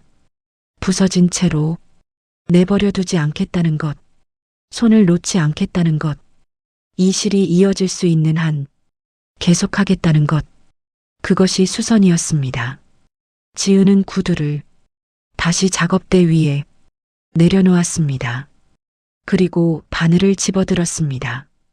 강명숙은 그 옆에 조용히 앉았습니다. 두 사람은 아무 말도 하지 않았습니다. 바늘이 가죽 안으로 들어갔습니다. 실이 따라갔습니다. 그리고 다시 실이 당겨졌습니다. 그 작은 움직임이 반복되었습니다. 수선실 창밖으로 오후 햇살이 기울어지고 있었습니다. 강명숙은 그 빛을 멍하니 바라보았습니다. 평생 바라보지 못하였던 빛이었습니다. 회장의 빛이 아니었습니다. 성녀의 빛이 아니었습니다. 그냥 오후의 빛이었습니다. 그 빛 안에서 강명숙은 처음으로 아무것도 가지지 않은 사람이 되었습니다. 그리고 처음으로 그것이 편안하였습니다. 세상에서 가장 무거운 것은 짐이 아닙니다. 세상에서 가장 무거운 것은 내려놓지 못한 것입니다. 강명숙은 그날 오랫동안 내려놓지 못하였던 무언가를 마침내 내려놓았습니다. 그것이 무엇인지를 이름으로 말할 수는 없었습니다. 그러나 내려놓고 나자 가슴이 가벼워지는 것이 느껴졌습니다. 지은은 계속 바늘을 움직였습니다.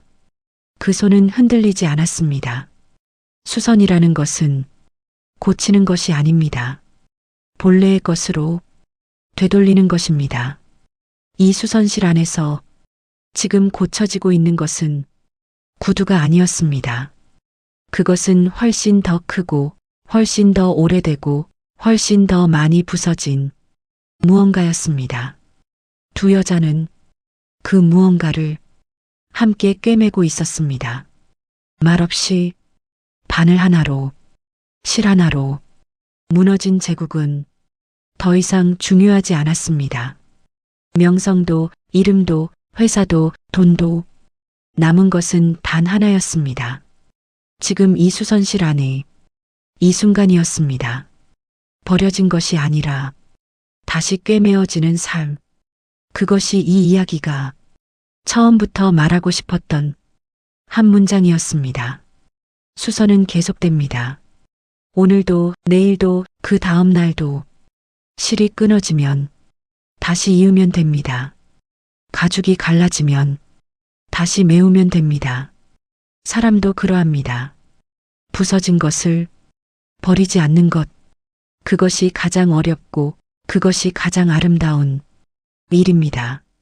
세상에는 끊어야 할 것들이 있습니다. 오래되었다고 해서 소중한 것이 아닙니다. 익숙하다고 해서 옳은 것이 아닙니다. 그리고 참아왔다고 해서 계속 참아야 하는 것도 아닙니다. 어떤 실은 더 이상 이어서는 안 됩니다. 끊어야 합니다. 그것도 깔끔하게, 단번에. 오세린의 재판은 예상보다 빠르게 진행되었습니다. 증거가 너무 많았기 때문입니다.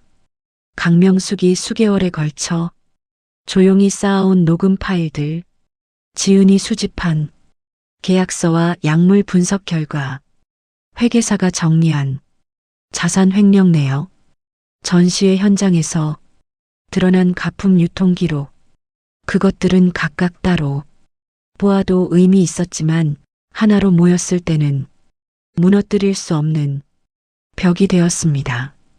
오세린의 변호인은 초반에 강하게 혐의를 부인하였습니다. 전부 오해입니다. 저희 의뢰인은 시어머니를 극진히 모셔온 사람입니다. 그 말은 법정 밖에서도 퍼졌습니다.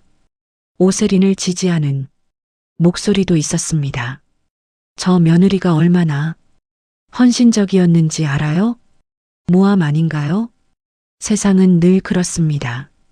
보이는 것만 믿고 오래 보아온 것을 쉽게 놓지 않으려 합니다. 오세린이 만들어온 이미지는 그만큼 단단하였습니다. 그러나 법정은 이미지가 아니라 증거를 봅니다. 첫 번째 전환점은 약물 분석 보고서였습니다. 지은의 친구가 작성한 그 보고서를 법원 감정인이 재검토하였습니다. 감정 결과는 동일하였습니다. 강명숙의 식사에서 발견된 성분은 장기간 섭취 시 기억력과 판단력을 저하시키는 물질이었습니다. 그 물질은 자연적으로 음식 안에 존재할 수 없는 것이었습니다. 누군가가 의도적으로 넣은 것이었습니다. 검사는 그 보고서를 법정에 제출하면서 오세린에게 물었습니다. 피고인은 이 물질이 어떻게 음식 안에 들어갔다고 생각하십니까? 오세린은 잠시 말이 없었습니다. 그리고 말하였습니다. 저는 모르는 일입니다. 그 대답은 법정 안을 조용하게 만들었습니다. 그러나 조용함의 종류가 달랐습니다.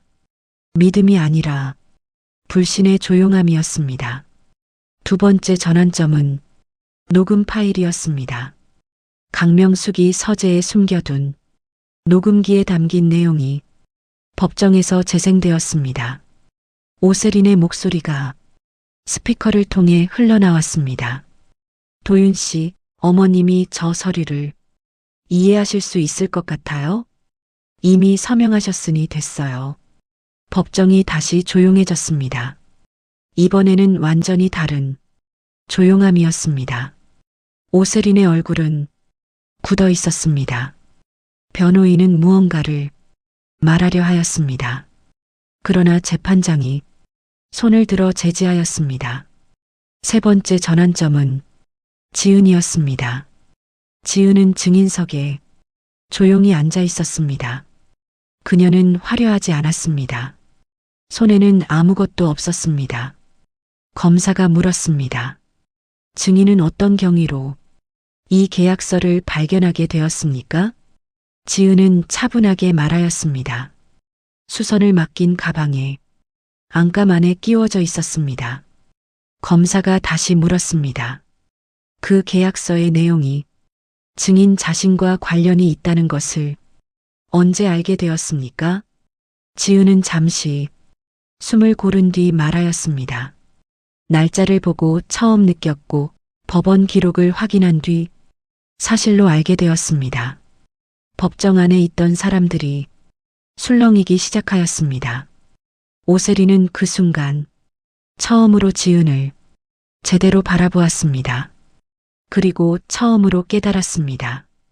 이 여자가 그 아이라는 것을, 강명숙이 버린 그 아이가 지금 이 법정 안에 앉아 있다는 것을. 오세린에게는 그 사실이 계획에 없었습니다. 강명숙의 과거를 이용하려 했던 것은 사실이었지만 그 과거가 이렇게 살아서 걸어 들어올 것이라고는 생각하지 못하였습니다. 지은은 오세린을 바라보지 않았습니다. 그냥 정면을 보며 말을 이어갔습니다. 지은의 증언은 길지 않았습니다. 그러나 정확하였습니다. 사실만을 말하였고 감정을 섞지 않았습니다. 그것이 오히려 더 강하였습니다.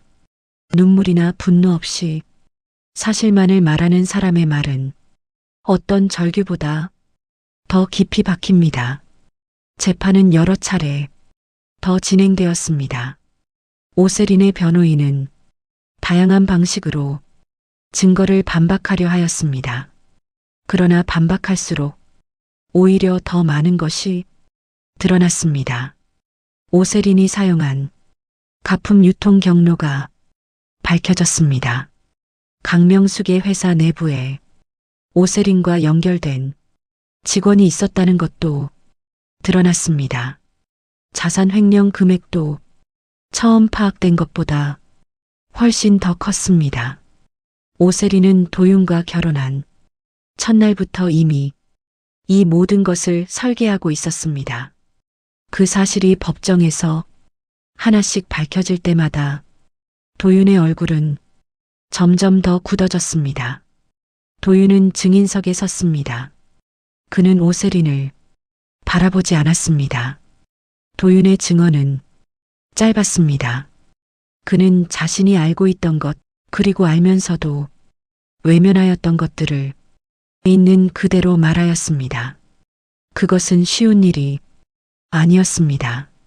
자신의 판단 착오를 공개된 법정에서 인정하는 것이었기 때문입니다. 그러나 도윤은 그것을 하였습니다. 강명숙은 방청석에서 그 모습을 바라보았습니다. 아들이 틀렸습니다. 그러나 그 자리에서 바로잡으려 하고 있었습니다. 강명숙은 생각하였습니다. 늦었지만 이 아이는 돌아오고 있다고. 그것으로 충분하지 않을 수도 있었습니다. 그러나 강명숙에게는 그것이 지금 이 순간 가장 중요한 것이었습니다. 판결은 2달 뒤에 나왔습니다. 오세린에게 적용된 혐의는 여럿이었습니다. 재산 횡령, 약물 투여에 의한 상해, 위조 서류 작성 및 행사, 가품 유통 및 상표 위반. 판결은 실형이었습니다. 그 판결이 나오던 날 법정 밖에서는 여러 카메라가 대기하고 있었습니다. 오세린이 법정을 나왔습니다. 한때 그 얼굴로 카메라 앞에서 눈물을 흘리던 그 사람이었습니다. 그러나 이날의 표정은 달랐습니다. 카메라를 향한 눈물이 없었습니다. 연출할 여유가 없었습니다. 오세린은 말없이 고개를 숙이고 차에 올랐습니다. 그것이 그녀의 마지막 공개 모습이었습니다. 법정 밖에서 강명숙은 오래 서 있었습니다. 기자들이 몰려왔습니다. 마이크가 앞에 놓였습니다. 강명숙은 짧게 말하였습니다. 이제 정리가 됐습니다. 그 말은 여러 가지를 담고 있었습니다. 법적인 정리만이 아니었습니다. 그것은 자신의 삶에서 끊어내야 할 것들을 마침내 끊어냈다는 말이기도 하였습니다. 강명숙이 차에 오르기 전 한 기자가 소리쳤습니다. 회장님, 앞으로 어떻게 하실 겁니까? 강명숙은 차 문을 잡은 채 잠시 멈추었습니다. 그리고 뒤를 돌아보며 말하였습니다. 수선합니다. 기자들은 그 말의 의미를 정확히 알지 못하였습니다. 그러나 그 자리에서 그 말을 들은 한 사람은 알았습니다. 지은이었습니다. 지은은 법원 건물 한쪽 구석에 서 있었습니다. 강명숙의 그 말을 들었습니다. 지은의 입가에 아주 작은 것이 스쳤습니다. 그것이 미소인지 아닌지는 알 수 없었습니다. 그러나 분명히 무언가였습니다. 오세린이 만들어 온 세계는 완벽하게 보였습니다. 그러나 그것은 유리로 만든 세계였습니다. 유리는 투명합니다. 그래서 아름다워 보입니다. 그러나 유리는 단 한 번의 충격으로 산산이 부서집니다. 오세린의 세계가 그러하였습니다. 그 세계를 부순 것은 거대한 무언가가 아니었습니다. 0.2mm의 차이였습니다. 낡은 가방 안에 오래된 종이였습니다. 새벽에 혼자 녹음기를 켠 한 노인의 결심이었습니다. 그것들은 각각 작은 것들이었습니다. 그러나 작은 것들이 모이면 어떤 유리도 버티지 못합니다. 도윤은 판결 이후 오랫동안 말이 없었습니다. 그는 오세린과의 이혼 절차를 밟기 시작하였습니다. 그것은 빠르게 진행되었습니다. 오세린 쪽에서 아무런 이의가 없었습니다. 이혼이 완료된 날 도윤은 어머니 강명숙을 찾아갔습니다. 강명숙은 별장이 아닌 작은 아파트에 살고 있었습니다. 별장은 법적 절차 과정에서 정리되었습니다. 도윤은 그 작은 아파트 현관 앞에 한동안 서 있었습니다. 초인종을 누르지 못하였습니다. 안에서 문이 열렸습니다. 강명숙이 먼저 문을 열었습니다. 어머니와 아들은 현관 앞에서 마주보았습니다. 도윤은 말하지 못하였습니다. 강명숙은 말하지 않아도 되었습니다. 강명숙은 한 걸음 물러서며 문을 넓게 열었습니다. 그것이 전부였습니다. 도윤이 안으로 들어갔습니다. 그것으로 충분하였습니다. 지은의 수선실은 판결 이후 조금 달라졌습니다. 달라진 것은 크지 않았습니다. 수선실 유리문에 작은 글자가 하나 더 붙었습니다. 오래된 것도 고칩니다. 원래부터 그래왔지만 이제는 써붙인 것이었습니다. 손님들이 그 글자를 보고 들어왔습니다. 예전보다 조금 더 많은 손님들이었습니다. 그들이 들고 오는 것은 가방이기도 하였고 구두이기도 하였으며 때로는 오래된 지갑이나 낡은 벨트이기도 하였습니다. 그러나 지은이 느끼기에 그들이 들고 오는 것은 그것만이 아니었습니다. 낡아버린 무언가를 포기하지 않겠다는 마음을 들고 오는 것이었습니다. 지은은 그 마음들을 하나씩 받아들었습니다. 그리고 바늘을 들었습니다. 어느 날 오후 강명숙이 수선실에 다시 찾아왔습니다. 이번에는 혼자였습니다. 손에 작은 가방을 들고 있었습니다. 지은은 고개를 들었습니다. 강명숙은 가방을 작업대 위에 올려놓으며 말하였습니다. 이거 고칠 수 있겠어요? 지은은 가방을 받아들었습니다. 살펴보았습니다. 그 가방은 지은이 처음 계약서를 발견한 그 가방이 아니었습니다. 그것은 강명숙이 스스로 골라온 가방이었습니다. 아주 오래된 것이었습니다. 가방 안쪽에 이니셜이 새겨져 있었습니다. K, J, A. 지은은 그 이니셜을 손끝으로 천천히 짚었습니다. K, J, A. 김지은. 지은은 고개를 들어 강명숙을 바라보았습니다. 강명숙은 말하지 않았습니다. 그냥 지은을 바라보았습니다. 그 눈빛 안에 많은 것이 있었습니다. 미안함이 있었습니다. 그리움이 있었습니다. 두려움도 있었습니다. 그러나 그것들보다 조금 더 크게 자리 잡고 있는 것이 있었습니다. 그것은 용기였습니다. 강명숙은 이 가방을 주문 제작한 것이었습니다. 오래전에 이름을 몰랐을 때는 줄 수 없었던 것, 이제 이름을 알게 되었으니 만들어 온 것이었습니다. 지은은 그 가방을 한참 들여다보았습니다. 쉽게 말이 나오지 않았습니다. 세상에는 너무 늦은 것들이 있습니다. 그러나 또 세상에는 늦었더라도 하는 것이 안 하는 것보다 나은 것들도 있습니다. 지은은 천천히 말하였습니다. 고칩니다. 그 말은 가방에 대한 말이 아니었습니다.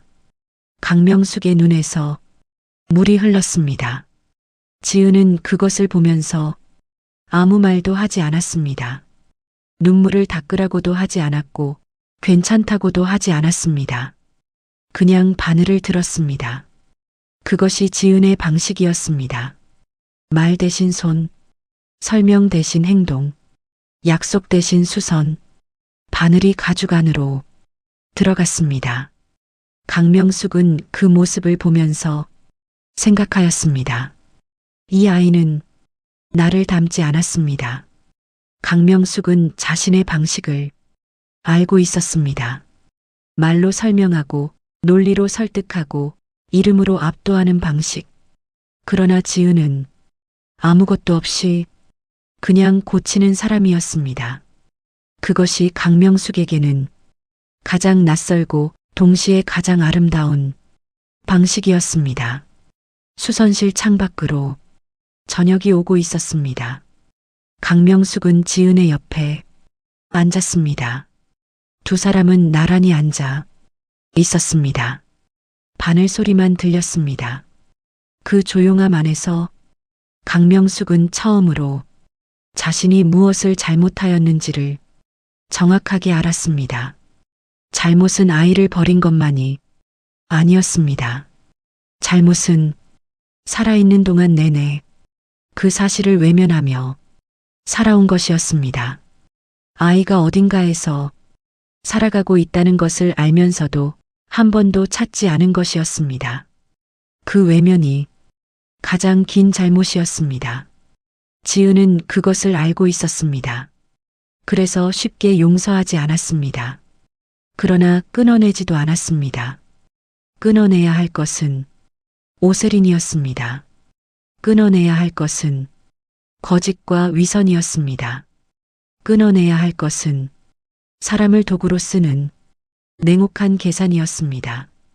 그러나 이 노인은 달랐습니다. 이 노인은 잘못을 저질렀지만 그것을 외면하며 살다가 마침내 이 자리에 빈손으로 찾아온 사람이었습니다. 빈손, 그것이 지은에게는 중요하였습니다. 무언가를 들고 왔다면 믿지 않았을 것입니다. 돈을 들고 왔거나 사과문을 들고 왔거나 변명을 들고 왔다면 지은은 문을 닫았을 것입니다. 그러나 강명숙은 가방 하나만 들고 왔습니다. 지은의 이름이 새겨진 가방 하나만. 그것은 말이었습니다. 설명 없이 전해지는 말이었습니다. 지은은 그 말을 알아들었습니다. 바늘이 계속 움직였습니다. 어두워지는 창밖을 두 사람은 함께 보았습니다. 세상은 여전히 돌아가고 있었습니다. 강명숙의 회사는 법적 절차를 거쳐 다시 정상화 과정을 밟고 있었습니다. 오세린이 흘려보낸 자산들이 하나씩 회수되고 있었습니다. 가품으로 인해 피해를 본 고객들에게는 공식 사과와 보상이 이루어졌습니다. 강명숙의 이름은 다시 신문에 실렸습니다. 그러나 이번에는 다른 이유였습니다. 강명숙 회장 모든 피해자에게 직접 사과, 그 기사에는 예전처럼 화려한 사진이 없었습니다. 그냥 작은 사무실에서 노트 하나를 들고 앉아 있는 나이 든 여자의 사진이었습니다. 그러나 그 사진이 예전의 어떤 사진보다 강하게 느껴졌습니다. 그것은 진짜였기 때문입니다. 연출이 없는 얼굴은 언제나 더 강합니다.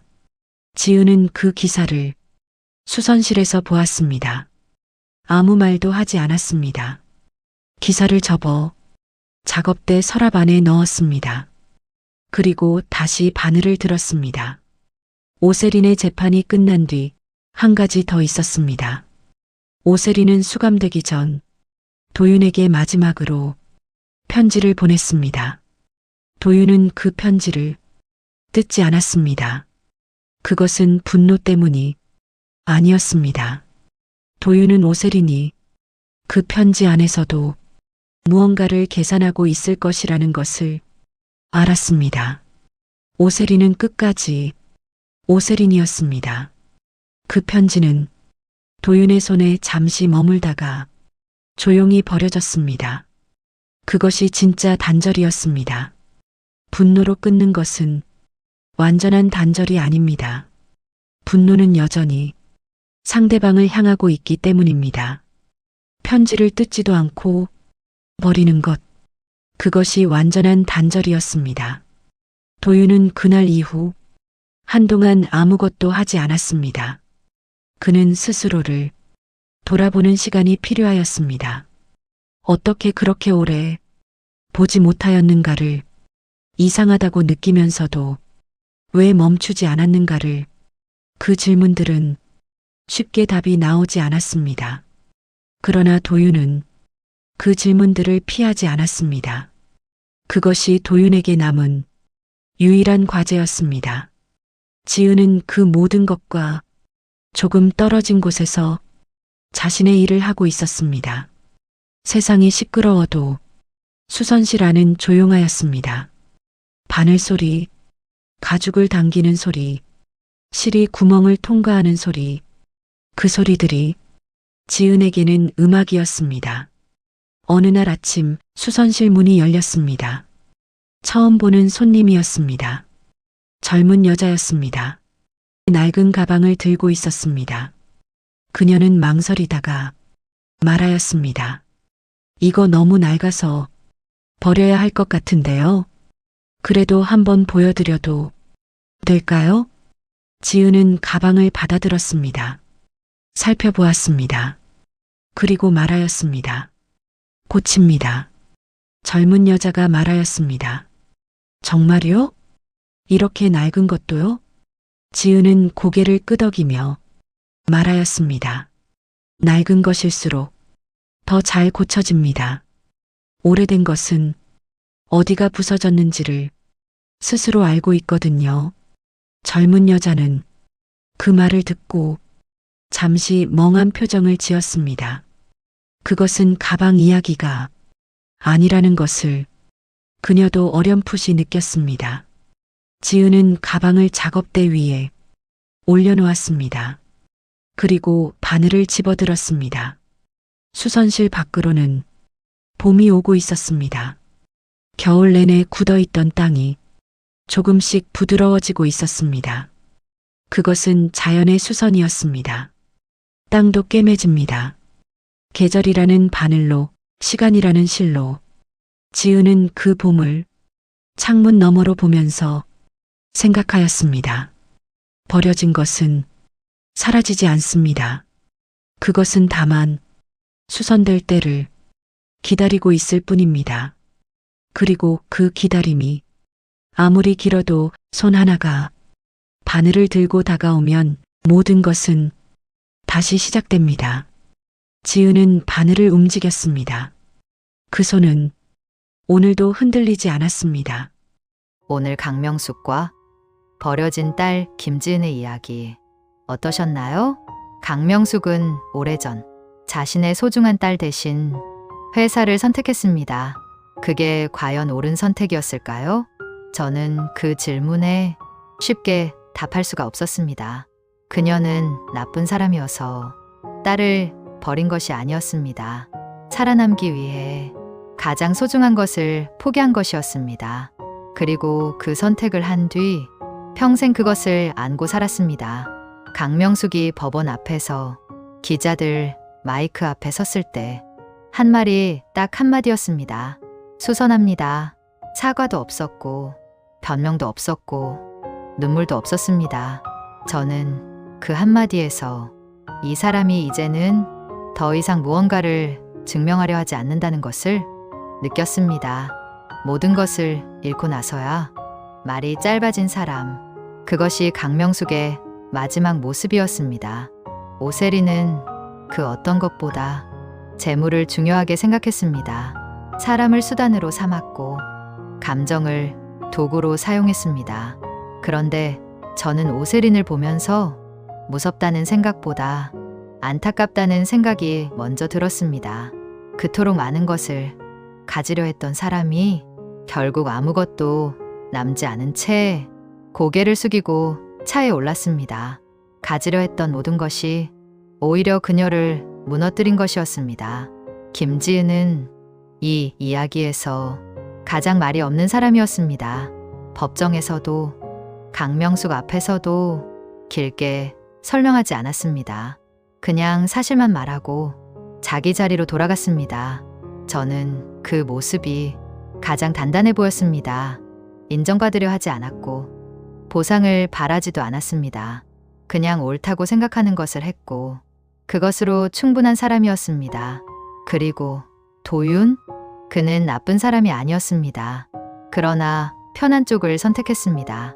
이상하다는 느낌이 들었지만 눌러버렸습니다. 그것이 결국 가장 가까운 사람에게 가장 깊은 상처를 남겼습니다. 나쁜 마음이 없어도 눈을 감는 것만으로도 충분히 누군가를 다치게 할 수 있다는 것을 도윤이 보여주었습니다. 이 이야기에서 저는 한 가지를 오래 생각했습니다. 강명숙이 수선실 문을 열고 들어가기까지 40년이 걸렸습니다. 늦었습니다. 그러나 가지 않은 것보다는 나았습니다. 우리 삶에도 그런 문들이 있습니다. 열기까지 너무 오래 걸렸지만 언젠가는 열어야 할 문들. 그 문 앞에서 너무 늦었다고 돌아서지 않으셨으면 합니다. 오늘 이야기 끝까지 함께 해주셔서 감사합니다. 재미있게 들으셨다면 구독과 좋아요 눌러주세요. 댓글로 오늘 이야기에서 어떤 장면이 가장 기억에 남으셨는지 남겨주시면 정말 반갑겠습니다. 여러분의 댓글 하나하나가 다음 이야기를 만드는 힘이 됩니다. 감사합니다.